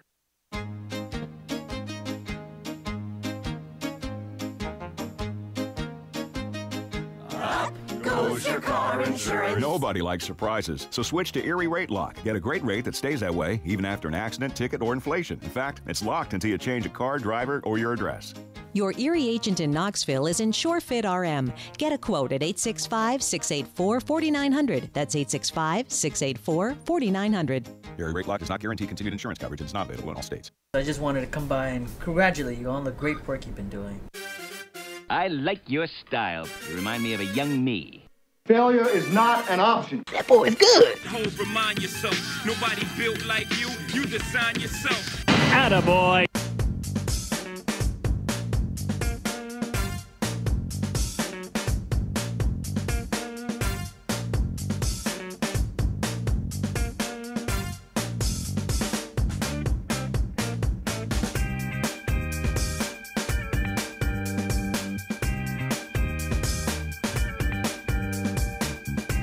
Attaboy is here. Attaboy here in the Swain Event. Swain Event's fueled by Dead End BBQ, top 100 barbecue restaurant in America. 850 AM, 100.9 FM. Rocky Top Sports is where you can find us.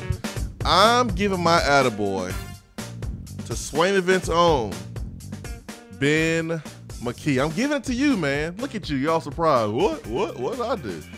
I'm going to tell you what you did, Ben. You are a loyal fan. You are the type of fan that other fans wish they can be. When they're sitting here trying to be fan police, you are the model, Ben, of what a real fan is supposed to be like. Yesterday, Antonio Brown came out, the Steelers' best player, without a doubt, came out after spending 9 years with the Steelers, and he said, I'm done. I'm done with y'all. I want to trade. I want out of here. And of all days, Ben decides to wear his Pittsburgh Steelers sweatshirt today. If you're watching on Swain Event TV, Periscope, Facebook Live, or YouTube, you can see Ben. Ben today is more a Steelers fan than ever before. He's picking the Steelers over Antonio Brown. He is circling the wagons. And Ben, you get an attaboy today, man. I appreciate it. Now, I did wear the sweatshirt in honor of Antonio Brown demanding a trade. I honestly did. But I do wear this sweatshirt a lot because I really like this sweatshirt. I think I wore it last week even. If not last week, then the week before. I'm surprised you're not rocking your Memphis Express Jamarcus Russell jersey. Well, he's not going to be signing with the Memphis Express because that was not Bleacher Report. I told you that was Bleacher Report, RAPORT. Oh, it was, wasn't it? So people got. I just got. I thought it was Bleacher Report. You did not show great eye discipline there, Ben. It wasn't even that. It was Bleacher Report that tweeted it. It was that they tagged Adam Schefter in it. And it said per Adam Schefter. You got, man. I got. But how you gonna do that while I'm giving you an attaboy?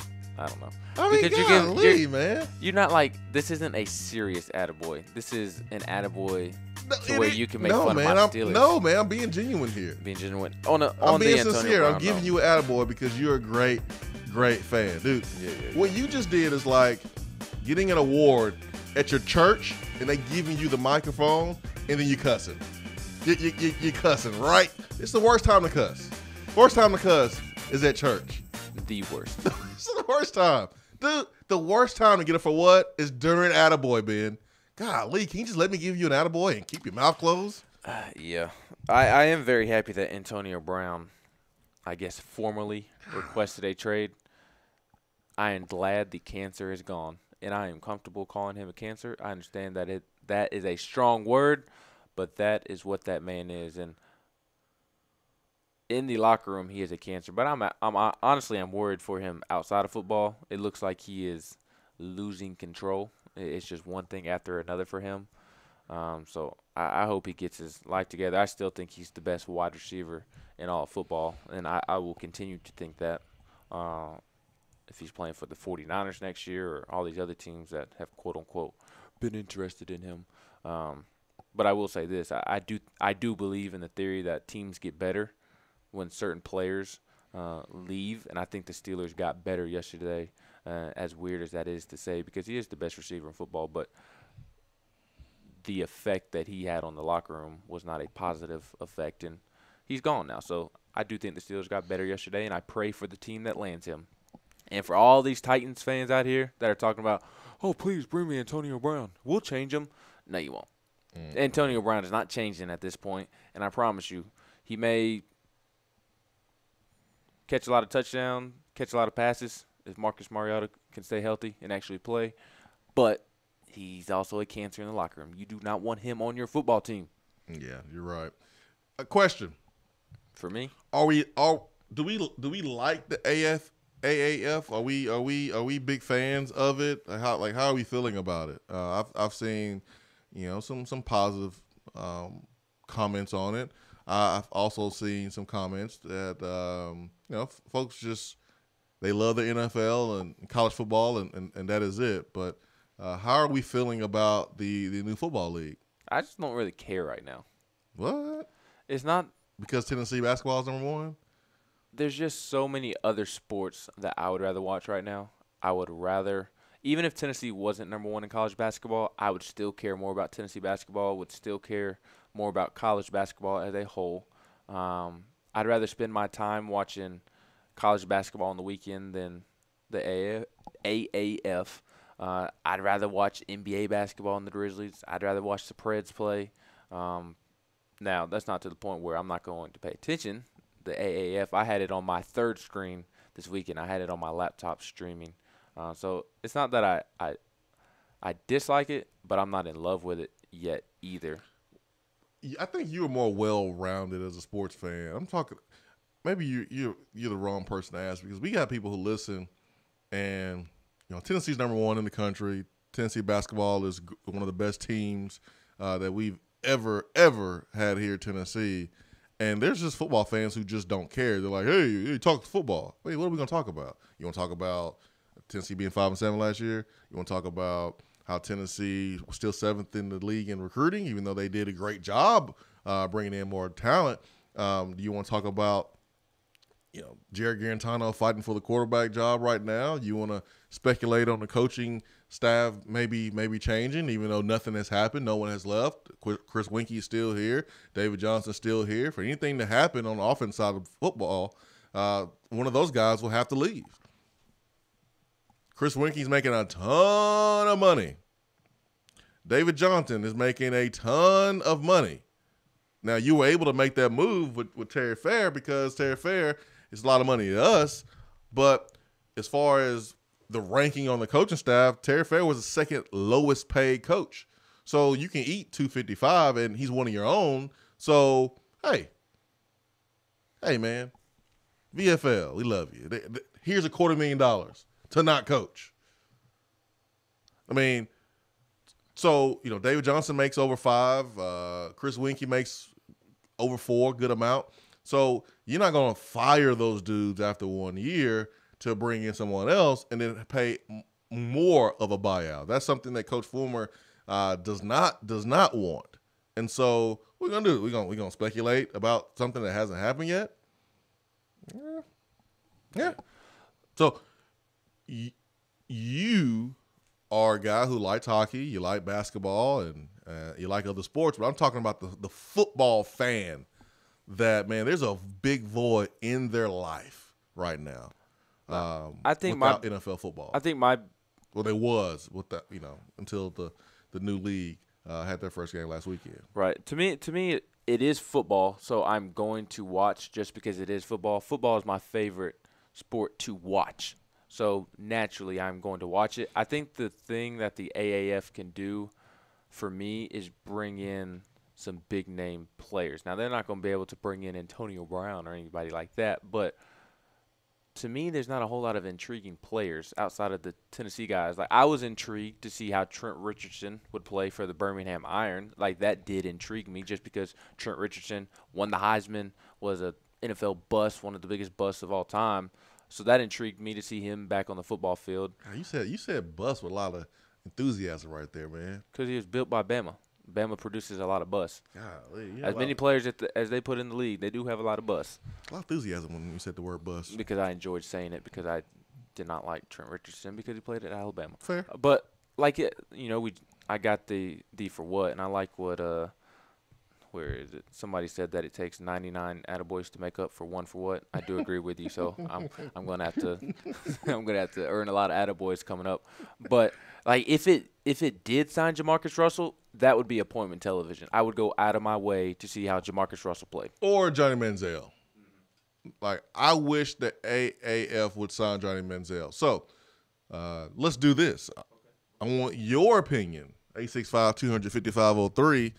Or you can use a text box or whatever method you feel comfortable with interacting with the show. You can hit us up on Facebook live there in the comment section. You can tweet us. What's a player or two or whatever? It could be three. Who's a player you want to see in the AAF? That's realistic now. Don't be talking about you want to see Herschel Walker. He too old to play in the AAF, even though he thinks he can still play. I would watch. I definitely would watch.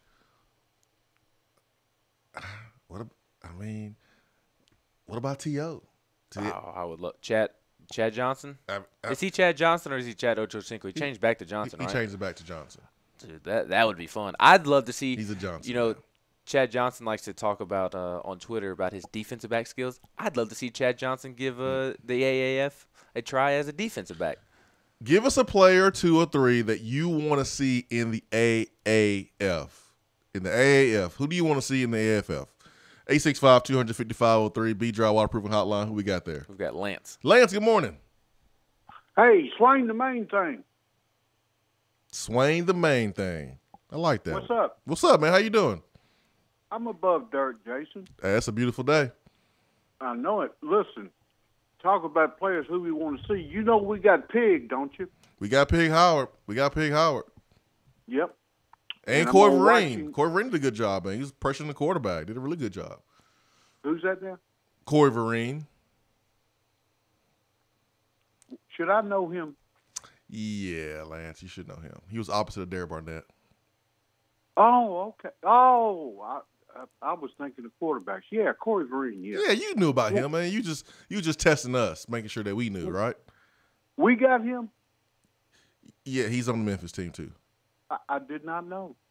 Yeah. Listen, speaking of people that we want to see, with my intimate relations with Jimmy Sexton and Stanley Morgan, I think I could get you a good deal. What do you think? On Stanley Morgan? Yeah. No, I'm not talking about Stanley Morgan playing. I'm talking about him representing you.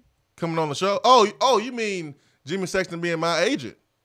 Right, there you go. Man, I would love that, man. Because he gets his clients paid. I don't have to hang out with Bush Jones, do I? No. Because I don't think I need to follow on the helmet. You can hang out with Coach Fulmer. You know they represent him too. Well, I don't think they represent. I don't think Jimmy represents Coach Fulmer anymore. Really? Yeah, I don't think so. I think it's Chad Speck from 8-3. I think Jimmy Sexton did represent Coach Fulmer back in the day, but I don't think that deal is in place anymore. But I would love to be represented by Sexton, man. That'd be awesome. As long as I don't have to hang out with Bush Jones. We're talking people who we want to see on the field. Well, you could play, couldn't you? No. I'm done, man. You could play, just would not be wide receiver. No, you're right. I'd be tight end. Yeah, I'd be a tight end. I'd be like Victor McClure. I would be a blocking tight end. I would be what Jordan Pruitt wants from his tight ends. Don't even think about catching a pass in this offense. You are blocking. that would be me. I'll be a blocking tight end. Well, then do me a favor, because I don't know his number. I just met him through mutual friends, and he's the one who told me about your show. Why don't you call your boy Tony Brown up and tell him to go for it? Now, Tony Brown can still play. Yeah, Tony Brown looks great. He does. Tony Brown can't gain weight. And he's right there in Memphis, so he'll have a short drive over there. Yeah. Tony Brown would be right. great. Well, do that for us as a public service, Jason. I'll call Tony Brown right now. Do you want me to do it on live radio? You want me to call him right now? Sure. I don't think he's left yet. You know, pharmaceutical salesmen don't get up too early. Yeah, well, I mean, he travels a lot. Yeah, he does. He's probably up and at him this morning. Okay. Well, all right. Listen, I'm going to go Vols and call him. Okay. Well, I'll call him. Would that be bad radio if I did that just in the middle of the radio show? No, that's good radio. Call him right now on your phone. I mean, like right now. Right now, the Memphis Express has like 10 former Vols on it, so we could just add an 11th and Tony Brown. What if I call him and it rings once and it goes to voicemail? You know what that means, right? He hit the red button on me. Because he's in a business meeting. I hope he doesn't hit the red button on me. All right, I'm going to call him. You calling? Yeah, I'm calling him. I'm calling him. It's ringing. All right, it rang once. I can hear it ringing. Okay. All right. Oh, 2. We got 2 rings. We can hear it ringing, so hopefully he doesn't. 2 rings. We got 2 rings. 3. You got 3 rings. 3 rings. 3 rings. 4. He's not going to answer, man. Yeah, he's not going to answer. You got to keep trying, though. Not continuing to call him, but let it go to voicemail. 5 rings. Yeah, he's not going to answer. He saw my name, and he just hit the button on the side. I mean, very professional voicemail right there. You reached the voicemail of Tony Brown. Sorry, Lance. He didn't pick up, man. He saw my name, and he's like, I don't want to talk to Swain today. Can we get Leonard playing? I don't think Leonard wants to play football anymore. Yeah, probably good. Yeah. I'm sure Fred would want to play. Oh, I know what I want. I want that guy Ortiz from Nebraska and Fred to be on the same team. Oh, man, you ain't right. You know what that game between Memphis and Birmingham reminded me of? A beatdown? Yeah, but it kind of felt like Tennessee was playing Alabama. And I was rooting for Memphis because that would have felt a little bit like Tennessee beating Alabama. Is it weird that I felt weird rooting for Memphis because they wear red? I hate the color red. No. I don't understand why we have folks that don't live in Memphis that won't root for the Memphis Express. Like, Memphis is still in Tennessee. At least root for the Memphis team. No, I mean, you don't have any other team to root for. At least go for the Memphis Express team. That is the team that I am rooting for. Although I will say I do think the Birmingham Iron fits the best in terms of all the teams in the league. Like, that is a perfect description of Birmingham. The Iron. Well, Birmingham is Iron City. Exactly. And then they're black and silver. They look like the mini version of the Raiders. I just think I think it'd be really weird to root for a team from Birmingham that has Bama players on it and it's only just 45 minutes away from Tuscaloosa. I'm not rooting for Birmingham. I feel more comfortable rooting for the Memphis Express. I really do. So, come on, Coy Vereen, that Lance doesn't know who you are. Let's get a sack next game. Come on. 865-200-5503, B, dry, waterproofing hotline. Tony Brown just looked at my phone call. I did not answer it. All right, going to the text box. What happened to Michael Rivera? I thought Michael Rivera was still in the NFL. Is he not? I thought he was as well. Maybe he's not. Brent in Dallas says, would like to see Tyler Bray actually play. He is making that easy money as a backup in the NFL. Not a VFL, but what is Vince Young doing these days? Well, he's getting arrested for DUI is what he's doing. Probably eating at the factory that makes a lot of cheesecake as well. Yeah, I think Vince Young got arrested for DUI last week again. But I would love to see Vince Young in there if he could still play. Chris tweeted and said, Kurt Magette. Yeah. I would love to see Kurt Magette. Vol Welder says Magette and Dayrick Rogers. Oh, yes. I want to see Dayrick. Yeah, I want to see Dayrick. Buggy One says Tyler Bray. I mean, why would Tyler Bray want to leave being a Chicago Bear? Well, he doesn't have a team right now, does he? The Bears cut him, right? Did they? Yes. I don't believe he has a team right now. Tyler Bray got cut by the Bears? Unless somebody signed him to the practice squad. Oh, man. Well, Wikipedia says the Bears. Present. But I thought he got cut. Present, baby. I knew the Bears wouldn't do something silly like that. No. We still have Tyler Bray. Mm-hmm. Yeah, Tyler Bray's probably better off making league minimum of about $1 million as a veteran than playing in the AAF. Oh, see, he was waived on December 29th, so he was cut on the 29th of December, and then they re-signed him to the practice squad. So practice squad, he's not making that much, but he's making good money, more than he would be making in the AAF. So no Tyler Bray. 5-year NFL career for Tyler Bray, and he hasn't taken a single snap. And he's paid. He is paid. Michael Vick. That'd be fun. Yeah, Michael Vick. Ricky Williams, yeah. Mid-Tennessee Vol says, I would rather watch AAF than NBA basketball or golf any day of the week.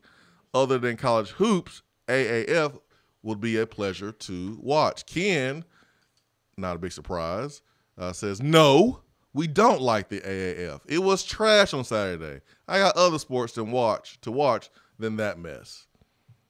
Oh, Ken.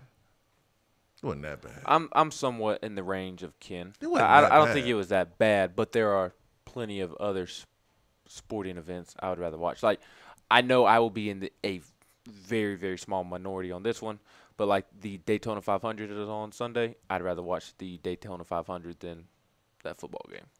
Nah, and then like I know you definitely won't agree on this one. The Elimination Chamber for wrestling is on Sunday night. I'd rather watch that than one of these minor league football games. To me, it's just more. To me, those two products are more entertaining for me. I will have the football game on like my laptop, but in terms of my primary television screen, it won't be on. You know, I'm disappointed in you and Ken. I'll tell you why. Because this is what most of the fans will say. Whenever a dude is holding out for his money, whenever a dude admits that he's playing football for money, see, fans who can't do what these amazing athletes can do, they expect these players to play for the love of the game. You should play for the love of the game. You love the game. You should just play for the love of the game. You should be willing to play for free. And then here's another point that gets talked about a lot. Fans don't understand that is a job. Yes, you should never put your hand on a woman, Kareem Hunt. Absolutely. You should never do it. Bad, should have been cut, should get in trouble. But does that mean he should never have a job again? No. So if a lawyer or if a doctor or if someone like that got in trouble and broke the law, does that mean they can never have a job again? See, fans sometimes look at football as like a privilege, which, yeah, in a lot of ways it is. But at the end of the day, it's still a job. It's still a job. It's still a job, period. We, the fans, may not think that because when we think of football, we think about when we play football in high school and middle school, and we did play for the love of the game. Mm-hmm. No, these dudes are playing for money too. It's a job.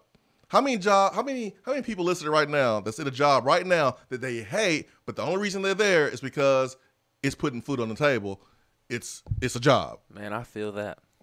I know you do. I'm kidding. I know you do. But I'm serious. Like, but the AFF, those guys are playing for the love of the game. Man, they really are playing for the love of the game. And that is very cool. They are, man. They making a lot of money. And how about Pig Howard, who has been out of the league for a while? I mean, Zach Azani was with the Bears when he got a chance to play and try out for the Bears. That was a long time ago. So this whole time, it's been 2 or 3 years where Pig, what has he been doing this entire time? Right. So these dudes, yeah, they might be playing for money too. You know, $100,000 is better than zero, but they're playing for more the love of the game than NFL players are. And also, they're playing to try and get a shot back into the league. Yeah, I don't know. I don't think that's going to. I could see it happening for a quarterback like the Express. They have Zach Mettenberger and Christian Hackenberg. If those guys come out and play really well, I'm sure a team would sign them to a training camp deal of sorts. I mean, these dudes are really playing for the love of the game. Yeah, my biggest thing with the AAF, like I said, was in order to draw me in, it's going to have to have some key players that I really just want to tune in and watch. And for me, because I do love SEC football, it is cool to see Zach Mettenberger pop up. Zach Stacy, the running back from Vanderbilt a couple years ago, it's cool to see him pop up. Rajon Neal is on the team with him. Yeah, I like his on the visor. Express. So, and then obviously Pig Howard and Colton Jumper and Corey Vereen and all these guys. But to me, like outside of, I'm not going to root for a particular team. If I had to pick a team, it would be the Memphis team because it's in the state of Tennessee. But like I'm not going to tune in because a particular team is going to play. So I'd like them to go out and get a T.O., a Chad Johnson, a Johnny Manziel, a Jamarcus Russell, just a Vince Young if he can stay out of trouble. Yeah, I want to see T.O. playing in it. I do too. I do. I really do. All right, who we got on the phone? We got Volstorm. Volstorm, good morning. Morning, boys. How we doing? Man, wonderful, man. How are you? I've seen better days, but you know the one thing the AAF, or however you pronounce it, really needs is some good top flight quarterback. I mean, the quarterback play there is just atrocious. Yeah, even if they do have Spurrier as a coach. Yeah, I hate to do this as a VFL. I have purposely not mentioned Travis Henry when we're talking about having a bunch of kids because he is a VFL, and I'm biased. But, dude, it's hard to take up for Matt Sims being a good quarterback. Golly. No. At least he can check down to the run, though. God. What team is he on? The Atlanta? Woo! Atlanta Legends. Man. I'm going to see what other quarterbacks they have on it their was roster. hard to watch Matt Sims play quarterback. And I'm a VFL through and through, and I'm biased. But that was hard. It's kind of like watching Monday Night Football this past year. What's crazy is that he's starting over Aaron Murray. Yeah, Aaron Murray better not say anything about Pruitt again. See, you can't be that Matt Sims. On my face. I'm with Volstorm. That put a smile on my face. Yeah, Aaron Murray, don't say anything about Pruitt again. You can't beat out Matt Sims. And Michael Vick is his coordinator. Michael Vick's going to be the first player/coach in the league. He's going to be the offensive coordinator and the quarterback. He's going to be Adam Sandler from the Longest Yard. Yeah. He's going to be the coach and the quarterback. What would you say about them getting Jonathan Crompton in there, or is he too banged up? I would love it. I would love it if Matt Sims is in there. Why not Jonathan Crompton? But man, we got to realize, man, Crompton old now. Oh, I know. He's old. Denard Robinson plays running back for the Atlanta Legends. See, Denard Robinson's a good name. That is a good name. Shoelace Robinson. Yeah. I enjoyed watching him play in college. Yeah. I think that's what the AAF is missing, those big names. Mm-hmm. Yeah, it's kind of – I mean, because that's what's going to be the draw, because get back to something you said about, fans get mad about players in the NFL switching. The fact of the matter is every single person on an NFL squad is a mercenary. The only thing they're loyal to is their family and their paycheck. That's right. Period. That's all they need to be. That's right. It's just like your job. You are there working because you're getting paid. If somebody's willing to pay you more or better working conditions, you're going to go. Yep. Volstorm? Just like any job. Yeah. Do you want to know the kicker's name for the Atlanta Legends? Sure. I could give you 1,000,000 guesses and you would never guess it. They have kickers? Oh, they have a kicker, and the kicker's name is the greatest name I've ever seen on a football roster. It is Young Ho Koo.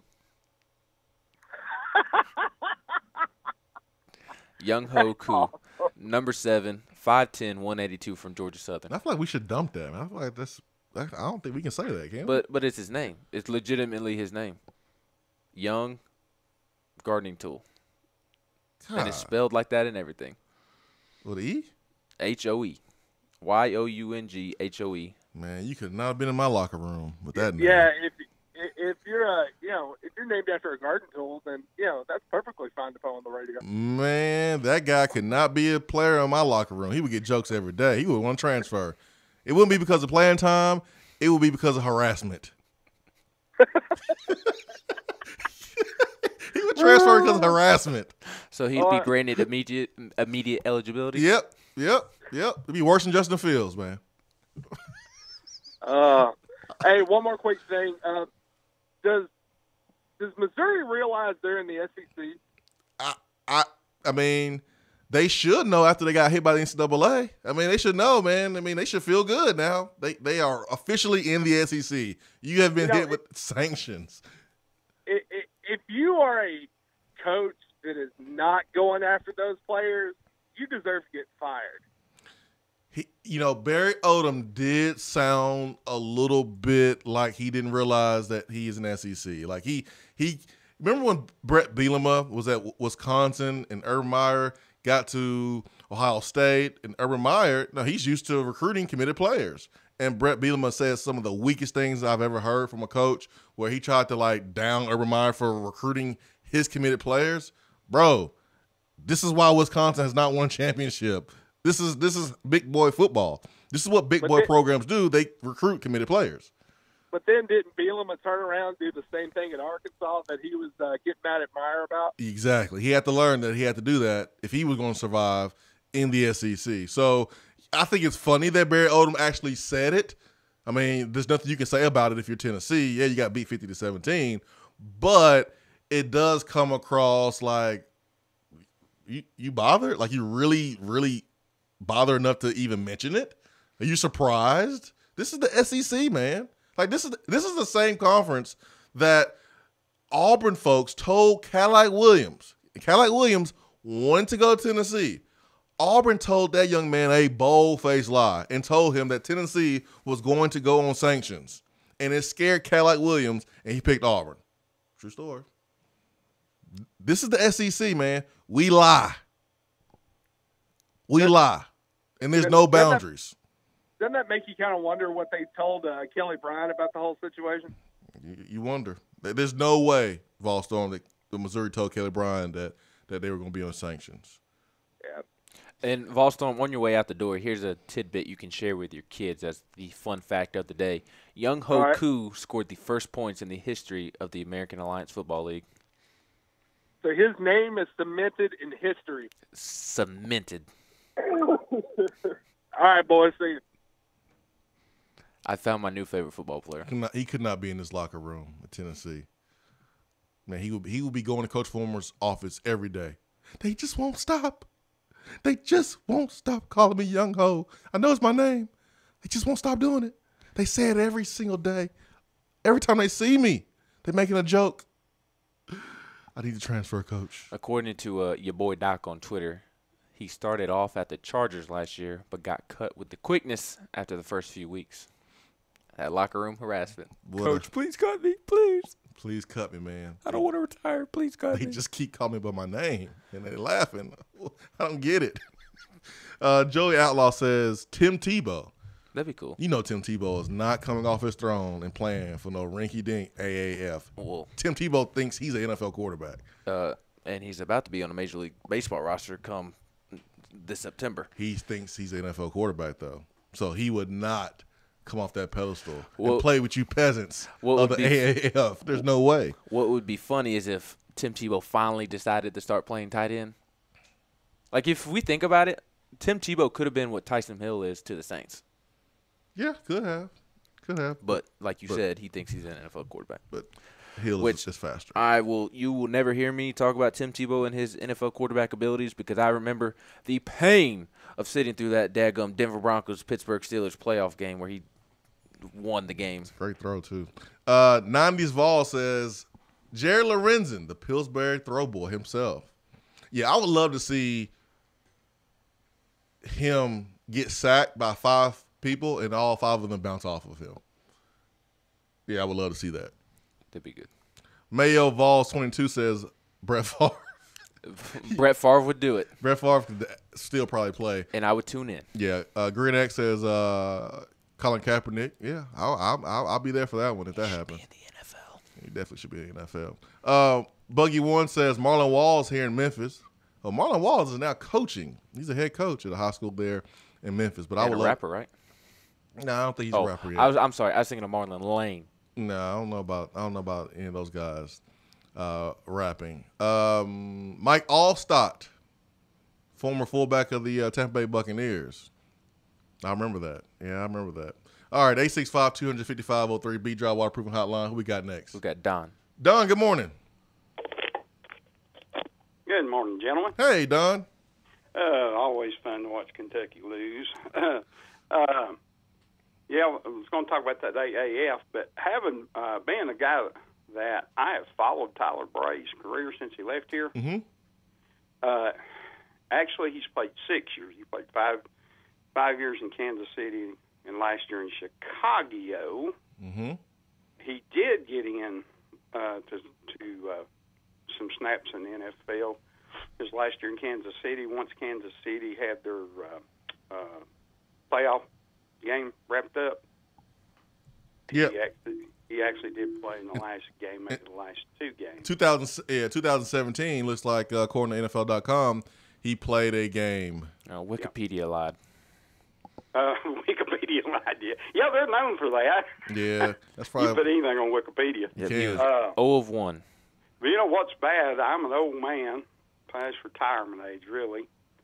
And Tyler Bray had signed 2 NFL contracts with signing bonuses. And between that and his salary, he's 26 years old and he's made more money than I've made my whole life. So, man, we picked the wrong job, man. We picked the wrong job. And on top of that, having 6 years in the NFL, he's fully qualified for a pension. That's right. And I remember Bobby Scott. I'm older than you guys, obviously. Walking around for the most part, just backing up Archie Manning for all those years down in New Orleans. And stayed healthy. Poor Archie beat to death. Bobby stays healthy and collects his pension. That's not bad. That's not a bad job. Ain't bad at all. I do have good news for you though, Dom. What's that? You can be a fired SEC football coach. Really? Yes. What do you do now? You say you are retired? Well, no, I'm just old enough to be retired. I'm too poor to be retired. Well, what do you do? I'm an insurance broker. So you're an insurance broker. Yep. I think you have just good enough of a chance to be a fired SEC coach as a former band member. Well, that might be true. Because if a band member can go, hey, I think I want to be a football coach, and becomes a football coach of an SEC school, gets fired, and gets $8 million, I think you, an insurance broker, could stop what you're doing immediately, find a way to be a quality control guy or GA somewhere, work yourself up to eventually being a fired SEC football coach, and then you're paid, just like Tyler Bray. That sounds good to me. I guess haven't talked to you. I guess the closest thing I've come to being beyond high school football is Kippy Brown was a teammate of mine at Sweetwater. Ah, legend. I saw a picture of Kippy yesterday. One of my other classmates had slapped it on Facebook. He's in Memphis visiting Kippy. But talking about the AAF, I did watch that game Saturday night just to watch Spurrier and see what kind of antics he's done. But I have to give the old ball coach credit. He pulled off one of his trick plays for a touchdown. So he did. No, he did. I saw that. Yeah, I saw that. It was good. Well, I'll say this. When it comes to the AAF,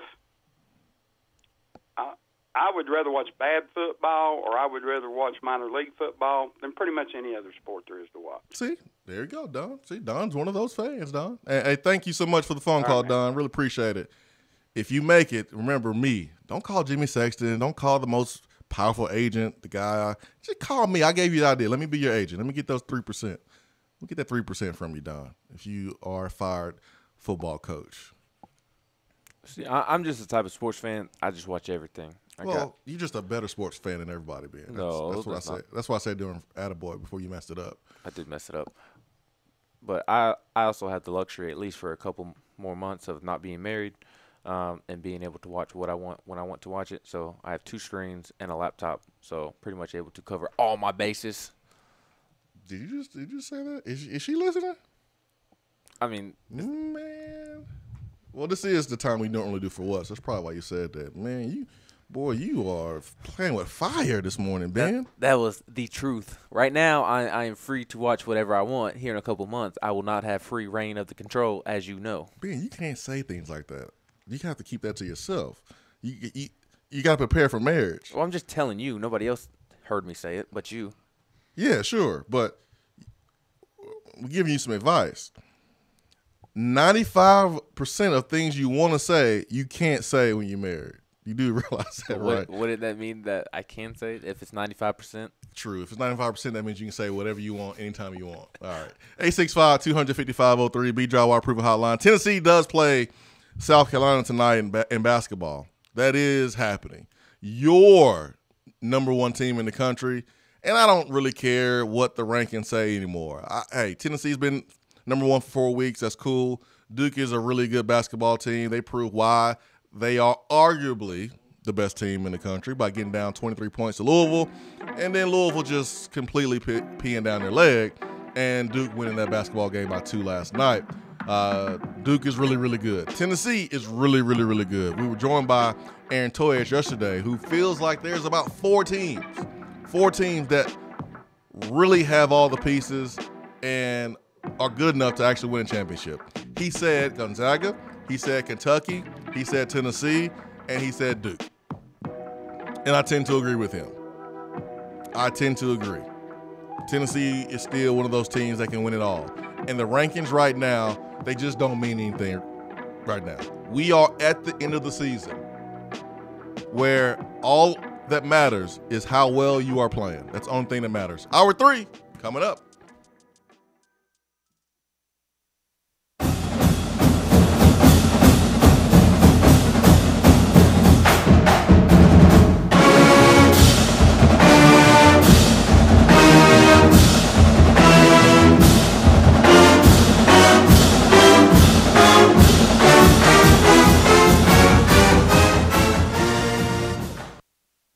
For what is coming up on the Swain Event. Today looks to be sunny with highs in the upper 40s and lows in the lower 30s. Mostly sunny tomorrow with highs in the upper 50s. A 30% chance of rain tomorrow night with lows in the mid 40s. Mostly cloudy on Friday with a 50% chance of rain and highs in the upper 50s. Weather on the Swain Event is brought to you by B-Dry. If your basement is wet or cracked, B-Dry can help.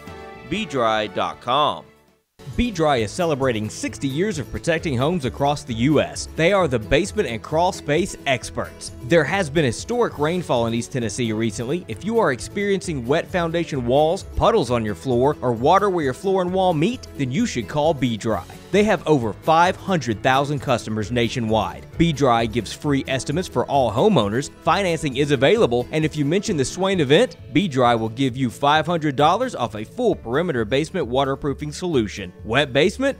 Better call B-Dry, 865-588-0454 or online at bdry.com. Do you want a custom themed tumbler or bottle to show off your team spirit every day of the week? Well, look no further than Game Time Sidekicks. Every design has you, the fan, in mind. Their tumblers and bottles are double-walled, vacuum-insulated stainless steel, and their quality is second to none in the market. From stainless steel sippy cups to tumblers and sports bottles, Game Time Sidekicks offers something for the fan of all ages to rep their team with. They have many different logo options, so fans will have something they are proud to carry around all the time. Use promo code SWAIN at checkout to get 20% off of your entire purchase at GameTimeSidekicks.com. They also offer $5 flat rate shipping. Be sure to check out the Game Time Workshop on the website and customize your tumbler to make it one of a kind with things like your nickname, number, or initials. Game Time Sidekicks. Show your colors and carry your team. We have all made the mistake of dropping or breaking our smartphones. See?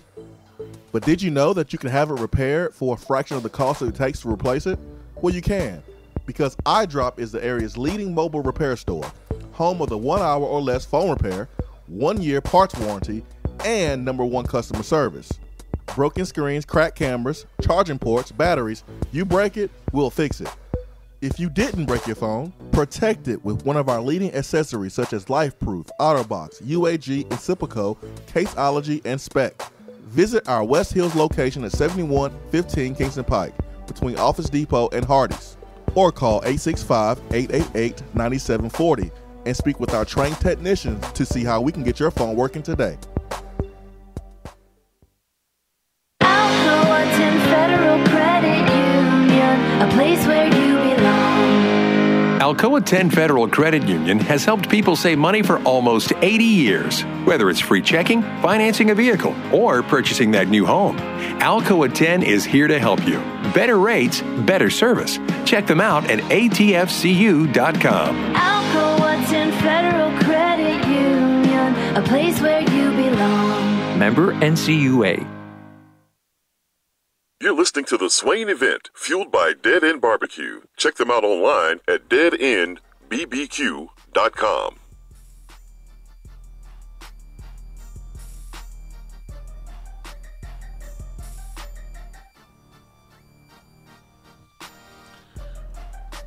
I want to share something with you that's really, really important to me and near and dear to my heart. And tomorrow, it is Valentine's Day. But tomorrow is very important for me because I will be emceeing the Valentine's Day Gala for the Haven House. It's called Illuminate the Night. And this gala is put in place to help raise money for the Haven House. And if you don't know about the Haven House, they are a house that provide domestic violence services. So many times, domestic violence victims, they find themselves in situations where they can't leave. They're stuck. They can't leave. They have nowhere to go. They feel abandoned. They feel stuck. And that allows the aggressor to continue a vicious cycle of domestic violence. And so Haven House provides a outlet, a place to escape for victims. And most cases, it is females, but in some cases, there's been males, and so to provide these services, it takes funds. It takes funds to do this. It takes funds to staff people, and Blount County is one of the counties in Tennessee that has a large rate of domestic violence, and so that's where Haven House sits. Please go to the website at havenhousetn.org or their Facebook page for more information and how you can reserve a seat. Or if you're out of town, we had someone yesterday that reached out to me and said, "Hey, how can I help? I don't live there. Obviously, I can't go to the event, but how can I donate? Because I myself, I was a victim of domestic violence. I know how important it is to have support, and I want to support. So please do that if you can. havenhousetn.org. And Valentine's Day, hey, come on out. And, nice evening, great meal, entertainment. That's where I'll be emceeing this event, and I look forward to it. I got my shirt all ready. I put it in the cleaners yesterday.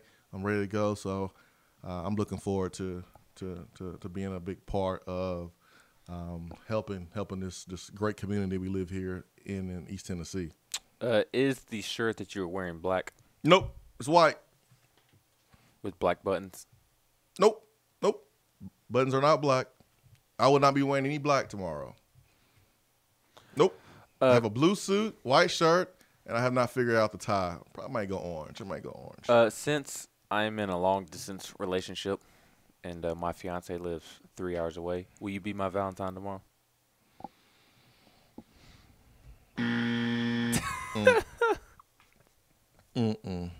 Nah, man. Nope. No. I mean, I give you some chocolate. Like, I bought some chocolate from the West High School band the other day, and so you can have some of those. You can have some of that chocolate, man. Milk chocolate, the crisp, the Nestle knockoff. You can have some of that, but I'm not giving you a card. I'm not giving you any flowers. I'm not gonna be a Valentine's band. Sorry, dude. Whatever. No. You said you bought chocolate from the West High School band. Was Butch Jones in charge of that fundraiser?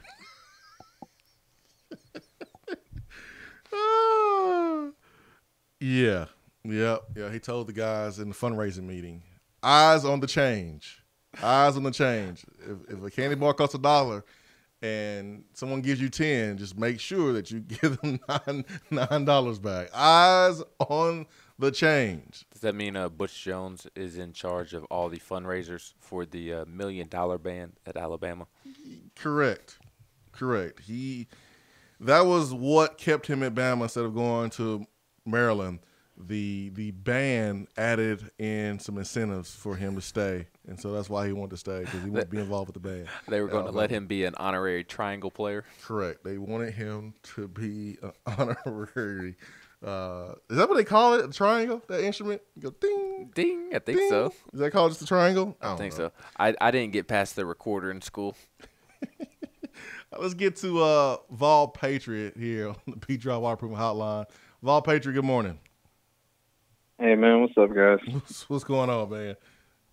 Oh, man, I'm over here listening to my man Ben over here make mistakes over here. Valentine's. Now, I got to know.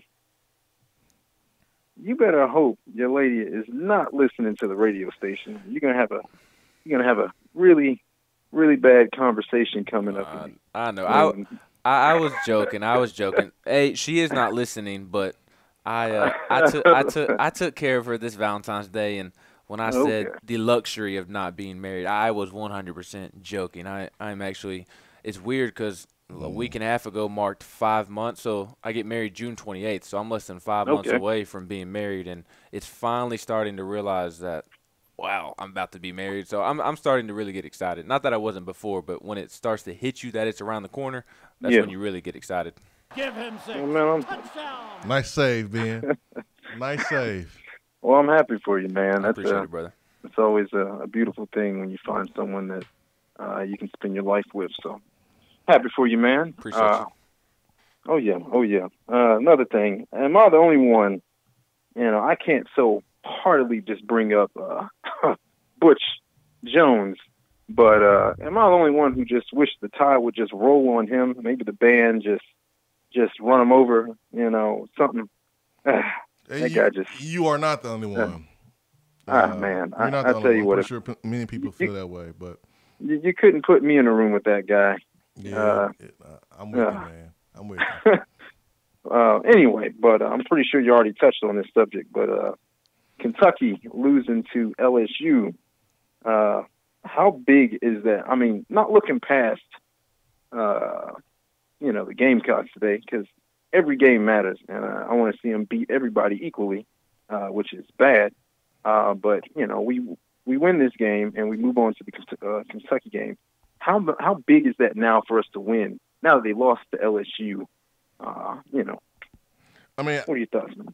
I think the game still is big. I mean, Kentucky's still going to be the fifth-rated team in the country because the new rankings won't come out until next Monday. So it'll still be 1 versus 5. True. In Tennessee right now, we're fighting for solidifying that number 1 seed. Is so important. I mean, it's the difference between probably playing Duke in the Final Four or playing Duke somewhere earlier. And so this game is huge. I mean, there's no reason to be ranked number 1 for 4 weeks if you're not going to be a number 1 seed in the tournament. I mean, why even do all that just to be a 2 seed? So there's a lot to play for. Number 1, it's a rivalry. It's a rivalry between Tennessee and Kentucky. And you better believe that Kentucky wants to avenge the regular season sweep of last year, and you better believe that Tennessee wants to avenge the game that they lost in the SEC tournament. And Kentucky actually had a little bit better of a postseason run than Tennessee. So there's a lot to play for, and I don't think what happened last night against LSU matters one bit, to be honest. It's still a rivalry. Still a rivalry. Yeah, that sounds about right. That's kind of what I was getting from it. I hope that we come out and we execute, especially tonight, and then go ahead and take care of business against Kentucky, because I look at it as, y'all got to finish this season. I think, and maybe it's optimistic, I don't see no reason why we shouldn't go ahead and go undefeated in the conference.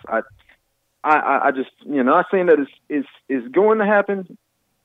I just feel we have a strong a strong opportunity to do something. Well, I don't even know if it's ever been done, this season with what we got and kind of what's happening. Well, we've never been to a Final Four. We've never won a championship. So, yeah. So, there's I'm a lot to play excited. for. Thank you, Vol Patrick, man. Appreciate the phone call. We got a lot to play for on Saturday. I mean, go ahead and wrap up the number 1 seed. Go get it, man. Go get it. And LSU, LSU is athletic as all get out. They have some big men that can step out, shoot the three, but basketball is a game of skill, and we have guys who are skilled. They can handle the basketball at all 5 positions. We have guys who can shoot at all 5 positions. We shoot the free throws very, very well. We're unselfish. I like us running the table in the SEC, but I would not be surprised if we slip up because you got to give credit to LSU. LSU is a good basketball team. They have an edge with them, and they take on the personality of their coach. Will Wade coaches with an edge. And you can see that in the LSU basketball team. They were not intimidated at all by going to Rupp Arena. They were not. They went in there and took care of business. Kentucky, they have all the pieces to possibly beat Tennessee. They can shoot the ball from the outside. They have great post play. They've done a good job of taking care of the basketball for the most part. They had some lapses last night that cost them the game. Tennessee has had some lapses that has not cost them the game, mainly because they haven't played an LSU type of caliber team in the SEC yet. So we know that Tennessee is good and one of the best teams in the country, if not the best. But there's been many games, especially in the last 2 weeks, where we have said, man, we got to get better. Man, that 4 or 5 minute stretch right there, we can't do that against a better opponent. And here we are. We are at the crossroads of, okay, Tennessee, you better play better than you have in the last couple of games against inferior talent because now the schedule is getting a little bit harder. You got Kentucky on Saturday, you got LSU next week, and then you have Vanderbilt. That has nothing to do with the conversation because they stink. You threw me off there. On paper, Tennessee should win every game from here on out. If we played the games on paper, Tennessee would go undefeated in SEC play, but that's not going to happen. It's not the nature of college basketball. I would be surprised if Tennessee doesn't go into the SEC tournament with a loss in conference play, maybe even 2. And you mentioned there's a lot to play for. There really is a lot to play for. You're playing more than you're playing for pride, the name on the front of your jersey, the name on the back of the jersey. You're playing for each other, and beyond that, you're playing because it's a rivalry game. It's Kentucky. Like you take out national championship, Final Four run, SEC championship. It's Kentucky. You need to win this basketball game. But then you're also playing for a regular season title. You're playing for an SEC championship. You're playing for seeding in the SEC tournament. You're playing for seeding in the NCAA tournament. So there's so much that you're playing for, and I don't at all think that this basketball team is going to be bothered by the environment in Rupp Arena. That is something that they've experienced before. I've been out of football since 2007. It's 2019, so 12 years. My last time playing against Alabama was 2006. Every freaking year when we play Alabama, that Alabama week, I feel different. I feel different. And I haven't played.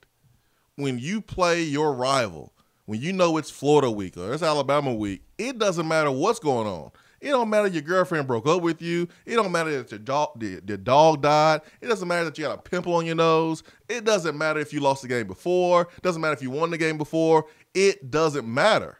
It's all about this game. It's all about competing against that rival. And that's why I say it just doesn't matter that LSU beat Kentucky. It don't matter. Oh, man. I was rooting for Kentucky, man, because, if LSU beat Kentucky, now they're going to be mad. So? They're going to be mad anyways. It's a rivalry game. They're going to be ready to go anyways. It's a home game for Kentucky, and it's a rivalry game, and Tennessee's #1 in the country, and all people have talked about all season long is Duke and Tennessee. You better be ready to play if you're Kentucky. And if you're not, you're heart-pumping Kool-Aid. You don't need to play anyways. And I tell you, with LSU beating Kentucky last night, Tennessee better handle business because if they do go out and lose to Kentucky this weekend, they'll be behind the 8 ball in terms of winning the SEC regular season championship. And, there are people that prefer winning the SEC tournament over the SEC regular season championship. I think the SEC regular championship holds more weight because that involves a long season. That involves a long period of time, whereas the SEC tournament, any team can get hot and go on and win it. So with LSU winning last night, that really gave them a statistical advantage in terms of winning the regular season championship because they played Kentucky once and then they played Tennessee once, and that Tennessee game is at home, whereas Tennessee, you play Kentucky twice, and you go to LSU, which will be an 11 a.m. tip in Baton Rouge. So Tennessee has to handle business in terms of that situation. When we come back from break, we will go to the text box. We will be joined by Derek Scott, play-by-play for the South Carolina Gamecocks here at 9:30. Also, we are going right to the phones when we come back from break. So don't go anywhere. Swain Event, fueled by Dead End BBQ. Hour 3 is powered by Low T Center and lowtcenter.com, reinventing men's healthcare.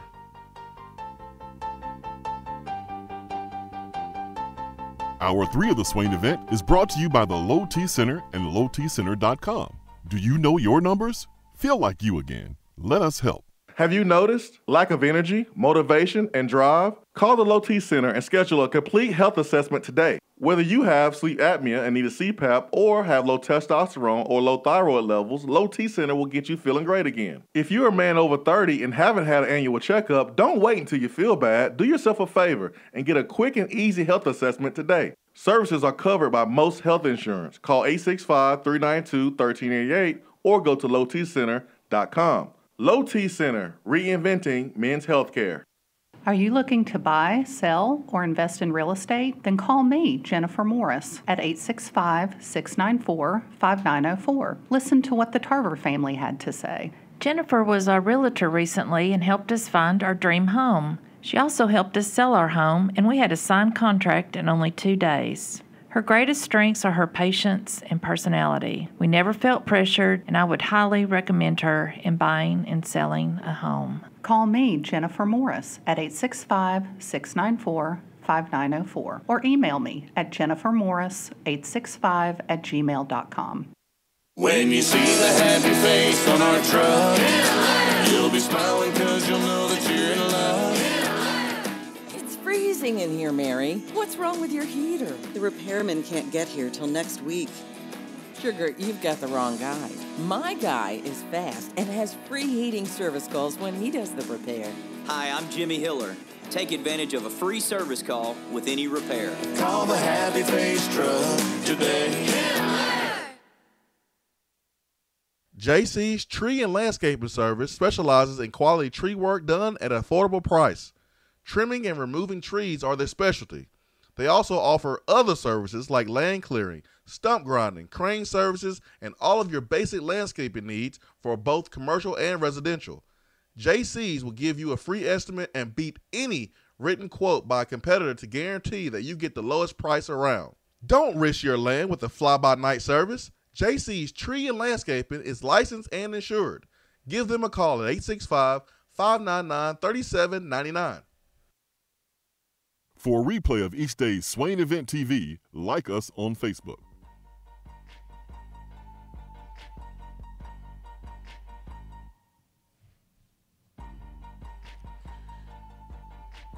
Free service call with repair. That's what you have with Hiller Plumbing, Heating, Cooling, and Electrical. You can follow them on Twitter at Happy Hiller.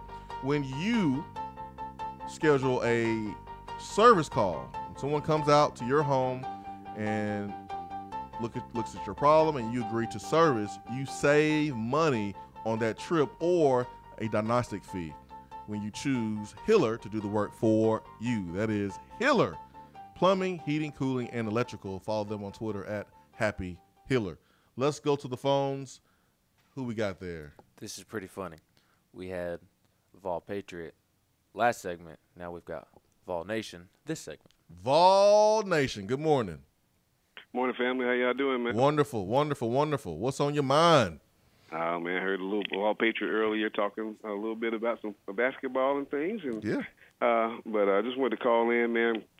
I got a question. I hadn't heard all the show. Have you heard anything about Jordan Bone? Is he playing tonight or what's going on? Rick Barnes said on Monday that he being Jordan Bone and the trainer Chad Newman, they both told Rick Barnes that he was fine. He was good to go. Okay, good. I was wondering about that because he is kind of like the train that keeps us going. You know what I'm saying? But at the same time, we want him healthy definitely against Kentucky. And I think you guys addressed a little bit of what I was concerned about earlier. I was looking at this loss that Kentucky had and us having to go to Rump. Would that give them more motivation, even though I don't think you need more motivation for Tennessee, the number one team in the country, showing up, to want to beat us because they're coming off of a loss? And kind of like a wounded animal, you know, sometimes a wounded animal is a little bit more dangerous. And so we have to go in there focused and prepared. And I wanted to make sure we went in there with all guns blazing. And having Jordan Bone on the floor as the floor general, I think, is critical for our success and the health of the team overall. I also was seeing, I guess, something with Pons. I guess they were putting a mask or something on him. Anything? Is he expected to return as well? Yes, and Rick Barnes said on Monday that as long as his mask got here in time, he was going to play against South Carolina. So his availability tonight depended on that mask making it to Knoxville. Is it clear or is it like black? It's clear. And if you haven't seen it, Tennessee basketball posted a video of him, I guess, going to the doctor and being fitted and receiving the mask and putting it on for the first time. It's pretty cool. Wait, Tennessee basketball was transparent and him getting the mask and did a video about it, whereas Tennessee football tried out Justin Worley at practice looking like Weekend at Bernie's. Look like a scarecrow. I mean, the dude couldn't even hold up his shoulder, but you got him dressing out to try to throw off the opponent. Just the difference in football and basketball, man, is so staggering. Yes, it is. Vol Nation, let me stop you one more time. You know, Vol Nation, I've known you for a while now, man. You one of the nicest, most intentional people that I know. In a conversation with Vol Nation, you're never going to walk away and not gain some value. You walk away feeling smarter. Exactly. You walk away feeling like you just went to church or you just got done, you know, in a classroom setting. You'll learn something. But Vol Nation, I've never heard you diss anybody else too badly here. But I think you did it in a way that you don't even recognize yourself. You call rump earlier. Did you call rump because rup is like a butt and the place stinks? Is that what you're trying to say, Vol Nation? I think I got that from you. Are you trying to say that rup stinks like a person's butt? Yeah, well, you know, that's what I call it. I call it Rupp Reno. You know, I know it's not quite the name, but like I said, I'm not a Kentucky fan, and they get on my nerves a little bit. And I've been, you know, I hadn't heard much trash talking. You know, they were all over Twitter talking all this noise before, of course, this loss to LSU, and I hadn't heard much about them from any of them recently because they got that big L on last night. Man, and so, you know, just to give them a couple of shots out there to it, you know, let them know what's coming this weekend. So, but I'm excited for this program. I'm excited about what they're doing. I think Rick Barnes is doing an excellent job. And I think we're going to punish South Carolina tonight, and I think we're going to punish Kentucky on their floor and make a statement because even though Tennessee's number one, I think they're still getting somewhat disrespected. I don't understand how, and I know tradition. We're looking at the NCAA. They look at blue blood, and they look at Tennessee, and they look at Duke, and they say, well, Duke is definitely blue blood in basketball. They don't look at us as a blue blood in basketball. But, you know, when you look at this team in Duke, and, yeah, they made a 23-point comeback, and everybody's all excited. It's a legendary comeback. But you're down to a scrub team in the beginning. You shouldn't have been down 23 points if you're legendary. You know what I'm saying? Yeah. And no one's addressing that. Because if they were down 23 points to Tennessee, they would have got crushed by 35. Yeah, man. Because we're experienced basketball. Now I've seen us play and kind of lose a little interest, and people come back a little bit, but then all of a sudden, you know, they go to the huddle, Jordan Bone or somebody say something, and they'll come back out and go ahead and finish business. But I think in a game like that, because of that Loyola issue from last year, they'll remember this and be like, let's go ahead and punish them and get them off the court. I hate to do this, man. I hate to do this, Vol Nation. But couldn't someone say to us, if you are the number one team, you should never be in a dogfight overtime, a hook and hold call away from having to beat Vanderbilt? Yeah, well, like I said, we're going to get everybody's best shot, but we're getting down 23 points. Man, I mean, that's right. But Vanderbilt's like 0 in the lead. That's kind of equivalent to being down 23 points. Yeah, Vol Nation, when you think about it, it's kind of equivalent, though. I mean, okay, now, and I got you. I'm sorry, but you have recognized some of the calls. I mean, did you watch that game, that Vanderbilt game? Oh, Have you noticed You know, I mean, some of the calls, because I was like, what in the world is up with these calls? And I told you before, I believe that they know that Tennessee is good, and to keep these games close and interesting, especially when they've been on the road. Even at home, we've had some interesting calls, but particularly on the road, I've seen some bad calls. Yeah. And you talk about adversity. Tennessee has actually played through a lot of adversity because they have been getting everybody's best shot. It is a different setting when you are number one and you're the hunted, and you're having to transition in your mindset that we're the team that everybody's coming. You know, they were pushing to get that number one ranking. They were fighting every week and things like that. Then they got it, and all of a sudden you see them not necessarily struggle, but all of a sudden there is a component that is placed on your shoulders or weighted on your shoulders because there's an expectation that you're the number one team in the country now, and everybody's giving you their best shot. And along with some of the bad calls that they were getting, I mean, not trying to make an excuse, I'm just saying it is what it is, you know, and people, I mean, I was like, this team's been shooting 20% from the three, and now they're shooting 50. I was like, what's going on here? Yeah. But that was adversity for them. They could have rolled over and just said, okay, we're going to lose the Vanderbilt, but they didn't do that. They went ahead and fought back and did what they needed to do, and they won that game. And then we've had times where Grant Williams has taken over. 43 points. That was a 43-point game performance.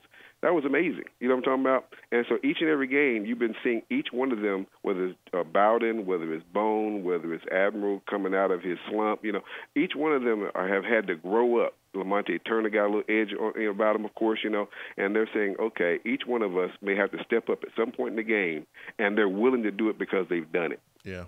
And that's, I think, a part of the maturity process, the maturation process, if you will, of a great team. And so they fought through adversity with bad calls. They fought through adversity with some injuries. They fought through some adversity of getting punched in the mouth and people, you know, shooting out of this world and playing above, you know, what they've played in the past. All that was a part of their development. And I think, once again, and you said it, when we play in the big games, like we played against Florida, and you're like, that's a big game, they'll be ready. Well, they basically crushed Florida. You know what I'm saying? And so it wasn't even an issue. And so with that, I think when you look at Duke and things of that nature, and I'm looking at their schedule, which to me, you know, is they beat Virginia twice, which I think, to me, Virginia is a little overrated, even though I think they're good. You know, UNC, you know, which I think is a little overrated. You know, but like I said, the ACC to me is not as power-packed as it used to be in the past, you know, but because of that blue blood, because of that status, they're promoting them and they're pushing them and things of that nature. And I think it's going to be a great game, you know, as long as both teams are healthy and they do what they're supposed to do in the tournament. But I believe that Tennessee has what it takes to not only just beat Duke, but crush Duke. Oh, and let people understand that, you know, design, like I said, because I've watched them. They have a great, you know, that's sitting out there by themselves, three-point shots by themselves and things of that nature, and they're doing the high-fly Laker thing or whatever. But when you put them in a half-court game, and they have to play a half-court game, they're not as effective. They're not as good a perimeter shooting team as Tennessee is. They're not as good as running those sets and having to hit that. You put Zion outside of that circle, and he's in trouble. No, he Vol Nation, thanks for the phone call. We gotta run and get to Mr. Derek Scott from South Carolina is going to join us, but you know, Zion's a problem, man. He has made the outside shot. Now he does turn the ball over a lot, and he is a little undisciplined when it comes to picking up fouls, and that's what gives me the reason to think that Tennessee would beat them. But Duke's largest loss was about 12 points to Gonzaga. So I guess a blowout against Duke would be 10-plus points. We will take a quick timeout and come back with Derek Scott, play-by-play for South Carolina basketball coming up next.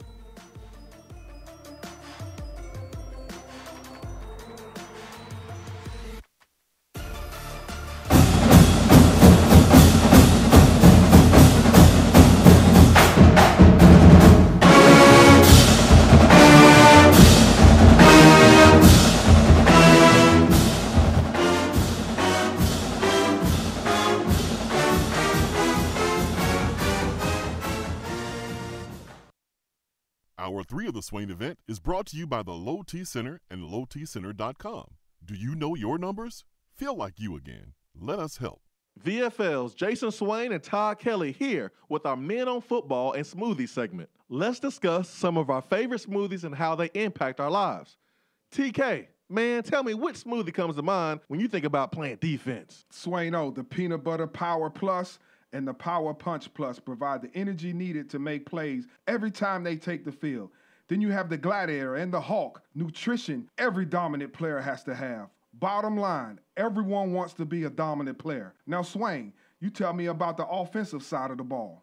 TK, it's simple. You always score with Smoothie King. The shredder personifies what we are going to do to opposing defenses. The Berry Punch and Activator will light up the scoreboard. And in case we need to go into overtime, the Pure Recharge will put us over the top for the win. Swain-O, you know I love football and Smoothie King. I'm a VFL, a Smoothie King for life. The Chocolate Gladiator and the Chocolate Shredder with the scoop of peanut butter, oh, that's my go-to smoothie. They get a chest bump all day. Yes, sir.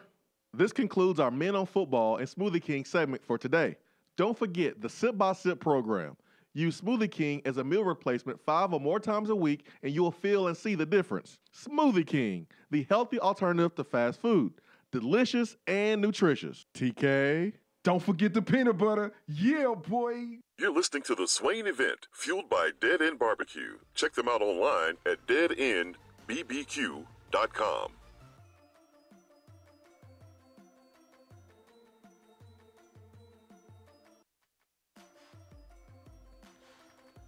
On the B Dry Waterproofing Hotline, we are joined by Derek Scott, who is the play-by-play man over there for the South Carolina Gamecocks.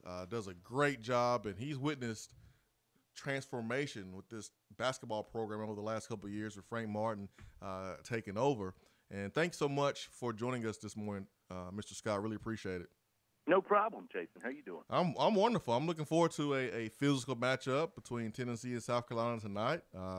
South Carolina, man, they gave their best shot a couple weeks ago when Tennessee was there, and it was a really, really great effort by South Carolina, and they executed very well in the first half, and then things changed there in the second half. This program, people don't realize it wasn't too long ago when they were competing for a national championship and in the Final Four. There's still some players left over from that team. My first question to you is, what are some qualities that have been kind of passed on or that you see from that Final Four team that you still see in this team today? They may not be the same team, but do you see some of the qualities from the Final Four team in this team? Well, I think just because you got Chris Silva and Mike Coatsar, who were starters on that team 2 seasons ago, that they have a confidence that they can compete with anybody. Mm-hmm. And that's where it starts, because that's not something, long-term that you can necessarily say about this program. And so they don't go into these matchups being overwhelmed. They're not going to be overwhelmed by the crowd. And I think the freshmen, who they're leaning on pretty heavily, in A.J. Lawson and Keyshawn Bryant, have taken that lead. And so I like the fact that, that this team has been able to compete well on the road in conference play, because that's not always a given. That can be really tough to win on the road. Every coach I've ever known, no matter what league you were in, would always have that line, say, hey, that's life on the road, man. It's tough to win on the road. And that this team started off conference play with a win at Florida. They've had wins at Vanderbilt and Georgia as well. And so, while those aren't the best teams in this league, it did set an early tone that they could turn this season around after a rough November and December, and has got them solidly in 4th place in the SEC right now. As a play-by-play guy, man, I know you spent a lot of time with Frank Martin and spent a lot of time maybe with Will Muschamp, and man, those two dudes are intense. I wonder, like, who is scarier when they are both like at their most enraged, I guess, state. Who is scarier, man? Who's the one guy where you're like, yeah, he's pretty mad. I think I'm going the other direction, or maybe I'm just not going to say anything to this guy today. Who is that one guy that you kind of you believe who is scary when they're at their most enraged state? I'd go Frank, because he's a bigger dude, and he's the only one of the two that used to be a bouncer in Miami. So that's all you need to know. That's right. That's right. He can handle the mean streets of Miami. He can handle anything, and yeah, you got to be really mean to handle that. Yeah, that's right. Just how big of a loss has Justin Minaya been for this basketball team? Big. Keyshawn's come on and offset that lately, but that really was, I felt like, what really wrecked the non-conference portion of the season, because Justin he's a role player insofar as he's not going to be your star, but what he was for this team was a vocal leader and maybe as important, he was the singular best perimeter defender they had. He would get the assignment against whoever the best perimeter scorer was, and did a great job of that as a freshman last year. So you only had expectations that would get better this year. And when he went down the day before that Wofford game, and then at the same time, Keyshawn had been out all week with migraines. I'll tell you, that's a 20-point loss at home that people were scratching their heads about. But that explains a big chunk of it. I mean, that one took the wind right out of this team's sails, no question about it. And then when you turn the page to December, excuse me, you got to go to Wyoming and Michigan back-to-back, and then you got Virginia following that up at home with Clemson. That was just a tough stretch of the schedule to not have a guy that I think, provided a lot of leadership and defense for this team. So they've adapted without him now here in conference play, but it still is definitely a big loss and a guy that they'll be happy to welcome back into the fold next season. Now, Chris Silva had a great first half against Tennessee and finished up with a ton of points against Tennessee. I'm not sure off the top of my head what he finished up with, but it certainly was a difference in the second half than the first half. First half, he was unstoppable. I mean, he was taking Grant Williams to school. He was taking everyone to school that tried to guard him. And it seemed like South Carolina had an opportunity to beat Tennessee in that first half. And, second half, things kind of changed. What do you feel like that South Carolina did not do in the first game that they have to do in the second game to have a chance to win? Got to stop the ball. You got to figure out a way to keep Jordan Bone from just advancing wherever he wants to. That was such a focal part of the scouting report, and it never materialized. Even when Chris was keeping them even in the first half, when he was just playing out of his mind, there was no offset at the defensive end. And the best point guards in this league are the ones that dictate terms, whether you're talking about Tremont Waters or Bone or, a couple other guys that tend to give this team headaches. That's where it starts. And that's they never came close to slowing him down. I think he had 19 and 9. And that was, to me, the biggest problem in the contest. And like I said, Chris kept them in the first half, but he wore down. He clearly wore down, and Tennessee made adjustments at halftime, and they had no other answers really to come back with, and they never did get to a point where they got Bone under kind of control. And on Monday, Frank Martin also talked about being able to knock down open shots from the perimeter, something that Tennessee was able to do in that basketball game and South Carolina wasn't. And when you're playing the number one team in the country, you have to be able to knock down those open jump shots. Has South Carolina done a good job of knocking down those open jump shots in previous games since the Tennessee game? It's crazy. It's been an up and down season. I don't know that I've ever seen a season with so many great shooting performances from three and then awful shooting performances from three. I mean, just since the Tennessee game, the next time out, as you mentioned, against Tennessee, I think they were 7 of 22, which isn't awful, but it's not good enough. But the next time out at Georgia, they made 11 out of 16 three-pointers, and it was kind of like, where did this come from? Then you go to Kentucky, and you can't buy one. They were 5 of 17. And then you turn around against Arkansas, the most recent game, and they were 10 of 15. So it has really been a roller coaster ride in terms of the three-point shooting. And that goes all the way back. Really, the first game of the season, this bunch took an offer. They went 0 for 18 from three against USC Upstate. And you start thinking, wow, are we just going to be that bad of a three-point shooting team? And a couple weeks later, we're playing in a tournament up in Connecticut, and they played George Washington, and they made 13 of 25. So it's been Jekyll and Hyde from three this year for this team. Derek Scott here on the Swain Event, play-by-play announcer for South Carolina. One of the coolest things about college sports is that you get a chance to witness the development of young men and young athletes, young women as well. And, Chris Silva, I remember when he was more of a defensive guy, more of a rebounder, and to kind of see his game develop into where he's stepping out, shooting three-pointers. He has a post game and has some great sky hooks against Tennessee. It's been cool to see him in that first game. I mean, he was having an unbelievable first half, but you didn't really see much expression from him, much emotion. You get more of an intimate relationship being a play-by-play announcer because you talk to him and you spend time with him during interviews. What's Chris Silva like, the basketball player off the court? He is a great, great guy. I love that kid to death. He came to America from Gabon in high school. He couldn't speak English. The famous story is they picked him up at the airport, and he said, "I go MBA." That's basically all he knew about what he was trying to accomplish. That's cool. And he has just grown so much in getting comfortable in the culture, and just in his 4 years in Columbia, people are going to be rooting for him just because you watch him and he plays so hard. No, I've not seen anybody who plays any harder than that guy.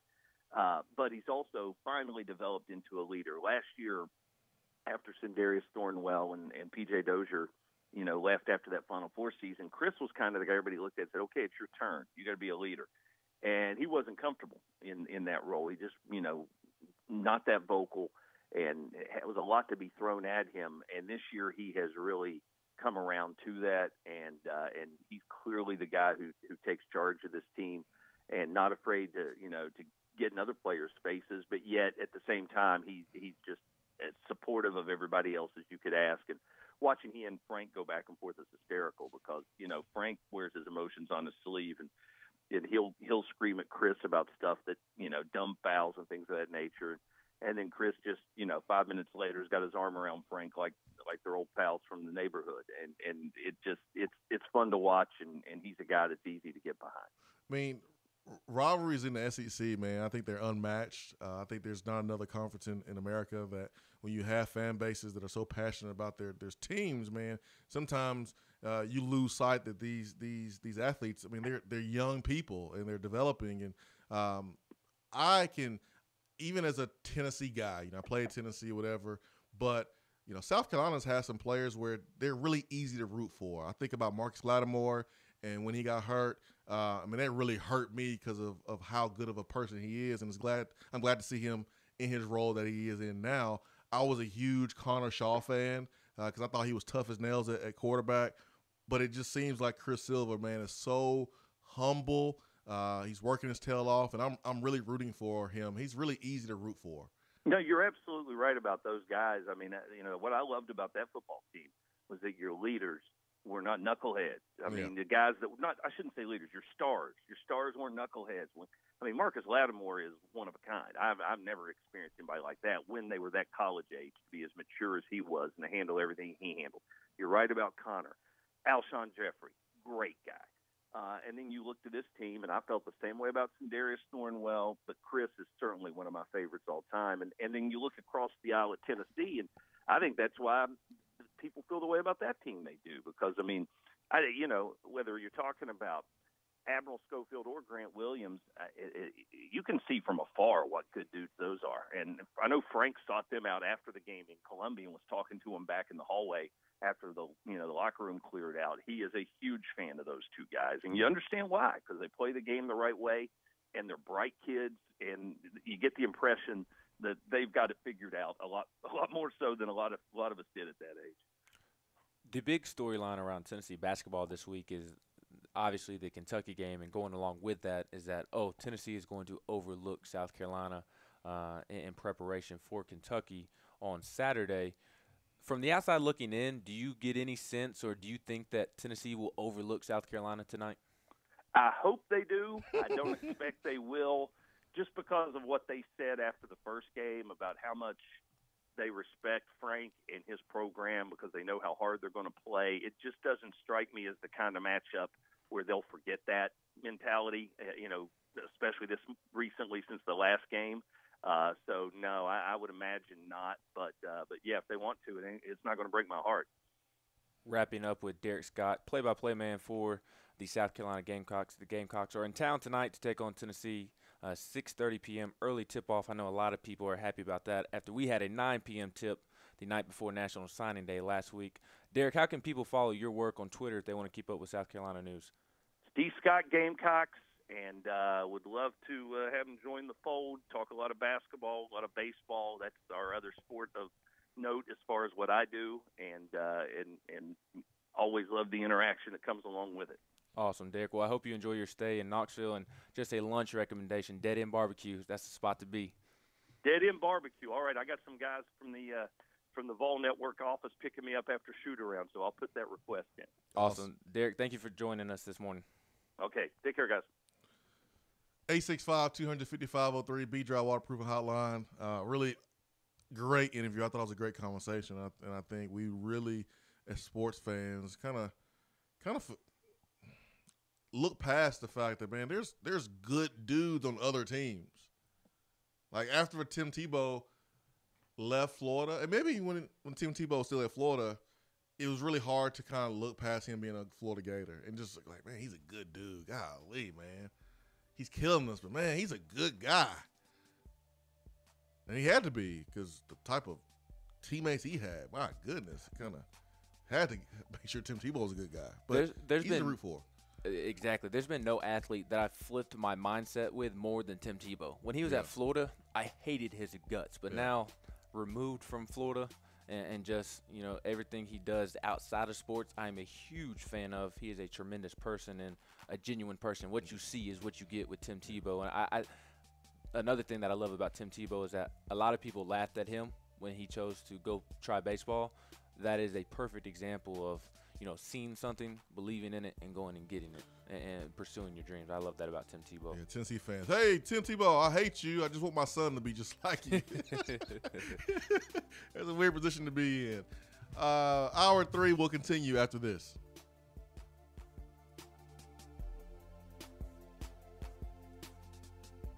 Hour 3 of the Swain Event is brought to you by the Low T Center and lowtcenter.com. Do you know your numbers? Feel like you again. Let us help.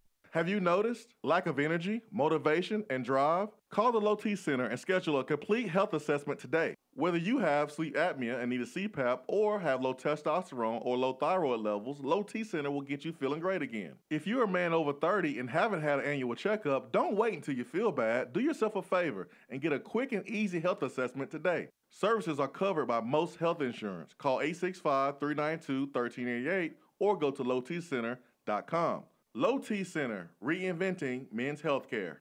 Are you looking to buy, sell, or invest in real estate? Then call me, Jennifer Morris, at 865-694-5904. Listen to what the Tarver family had to say. Jennifer was our realtor recently and helped us find our dream home. She also helped us sell our home, and we had a signed contract in only 2 days. Her greatest strengths are her patience and personality. We never felt pressured, and I would highly recommend her in buying and selling a home. Call me, Jennifer Morris, at 865-694-5904 or email me at jennifermorris865@gmail.com. When you see the happy face on our truck, you'll be smiling because you'll know that you're in love. It's freezing in here, Mary. What's wrong with your heater? The repairman can't get here till next week. Sugar, you've got the wrong guy. My guy is fast and has free heating service calls when he does the repair. Hi, I'm Jimmy Hiller. Take advantage of a free service call with any repair. Call the Happy Face Truck today. JC's Tree and Landscaping Service specializes in quality tree work done at an affordable price. Trimming and removing trees are their specialty. They also offer other services like land clearing, stump grinding, crane services, and all of your basic landscaping needs for both commercial and residential. JC's will give you a free estimate and beat any written quote by a competitor to guarantee that you get the lowest price around. Don't risk your land with a fly-by-night service. JC's Tree and Landscaping is licensed and insured. Give them a call at 865-599-3799. For a replay of each day's Swain Event TV, like us on Facebook.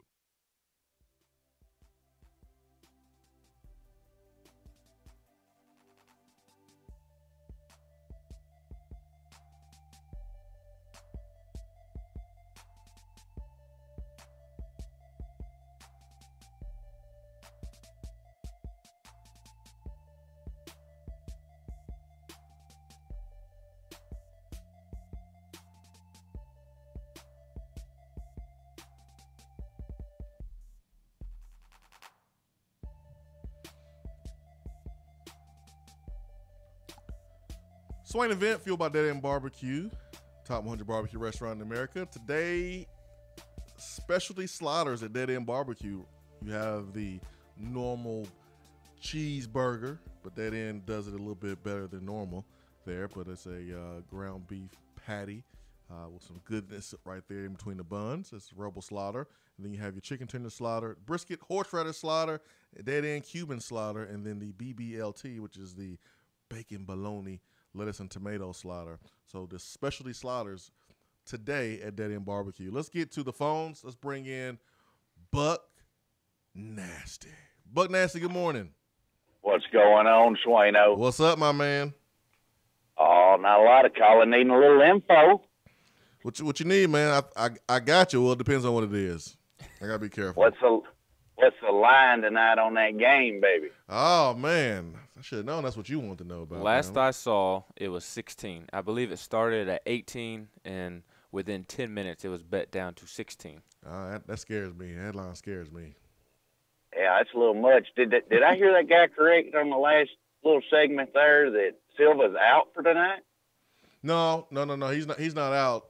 We were talking about Silva and how he's progressed during his career, but he's not out. I hope he's out. Okay. We asked him about Jordan Bone, and they wish Jordan Bone was out, but no. Okay. Well, playing. That changes things. Yeah, that's a little deep on that line. That's a lot, man. That's a lot. I don't know if I'm taking that one.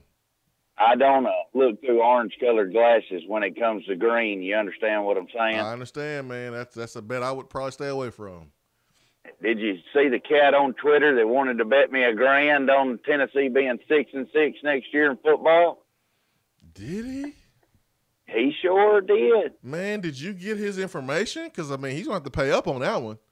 He got a blue check mark, Jack, and let me tell you, he's from New York City. And old Buck Nasty has got some kinfolk up there that they do some stuff for a living. I'm not going to get into exactly what they do for a living, but let's just say that they have a way of collecting. And Matt thinks if you're listening to the Swain Event, son, your cash is good as gone, and you best pay up if you like your fingers. Is that the same guy who was an Ohio State fan or something? Or a former player? Yeah, that cat. Is that him? Oh, his trash take about Graciano being hired by the Patriots? Oh, yeah, by the greatest coach of all time. Oh, man. I hope you take his money. Oh, it's good as gone. 6-6. Yeah, we can't get... Cat's retarded. West Virginia is a lot better ball team than BYU. Yeah, we should win one more game. Right. That's what I'm thinking. All I got to do is win. Well, actually, I got to win 7 games. He said we'd go 6-6. I said I'd take the over. They should win 7. They should win 7. Oh, no trouble. I figure Vegas had that line come out anywhere between 7.5 to 8.5. Yeah, we'll roll up on him if you don't want to pay. Don't worry about my family. They got okay. Well, on my way to, I don't want to get gangster, man. It's been a while since I've been gangster, so I try to stay away from that. On my way to Indianapolis for the Final Four that Tennessee will be in, we can roll through there and we can threaten him that if Tennessee does win these 6 or 7 games, we can let him know what the consequences will be. It's a little bit out of the way, don't you think, man? It'll be worth it. We got to get Buck Nasty's money. It's only $1,000. Like Buck Nasty's gonna share with us. That's a month's rent. That's the KUB bill. That's the phone bill. That's the Xfinity Wi-Fi bill. Man, like Buck Nasty's gonna give us a finder's fee. Oh, well, I can either give it to y'all or give it to my family. It's the same way either way. Hey! 10%. Yeah! Hey! Yay! I know what you mean there, man. Well, all right, boys, I'm going to have to hop off here. I got to make a few phone calls here and get my lines in tonight. All right, my friend. Have a good one, man. Stay away from Tennessee game. And then watch Tennessee beat them by like 20-something tonight. Watch it happens.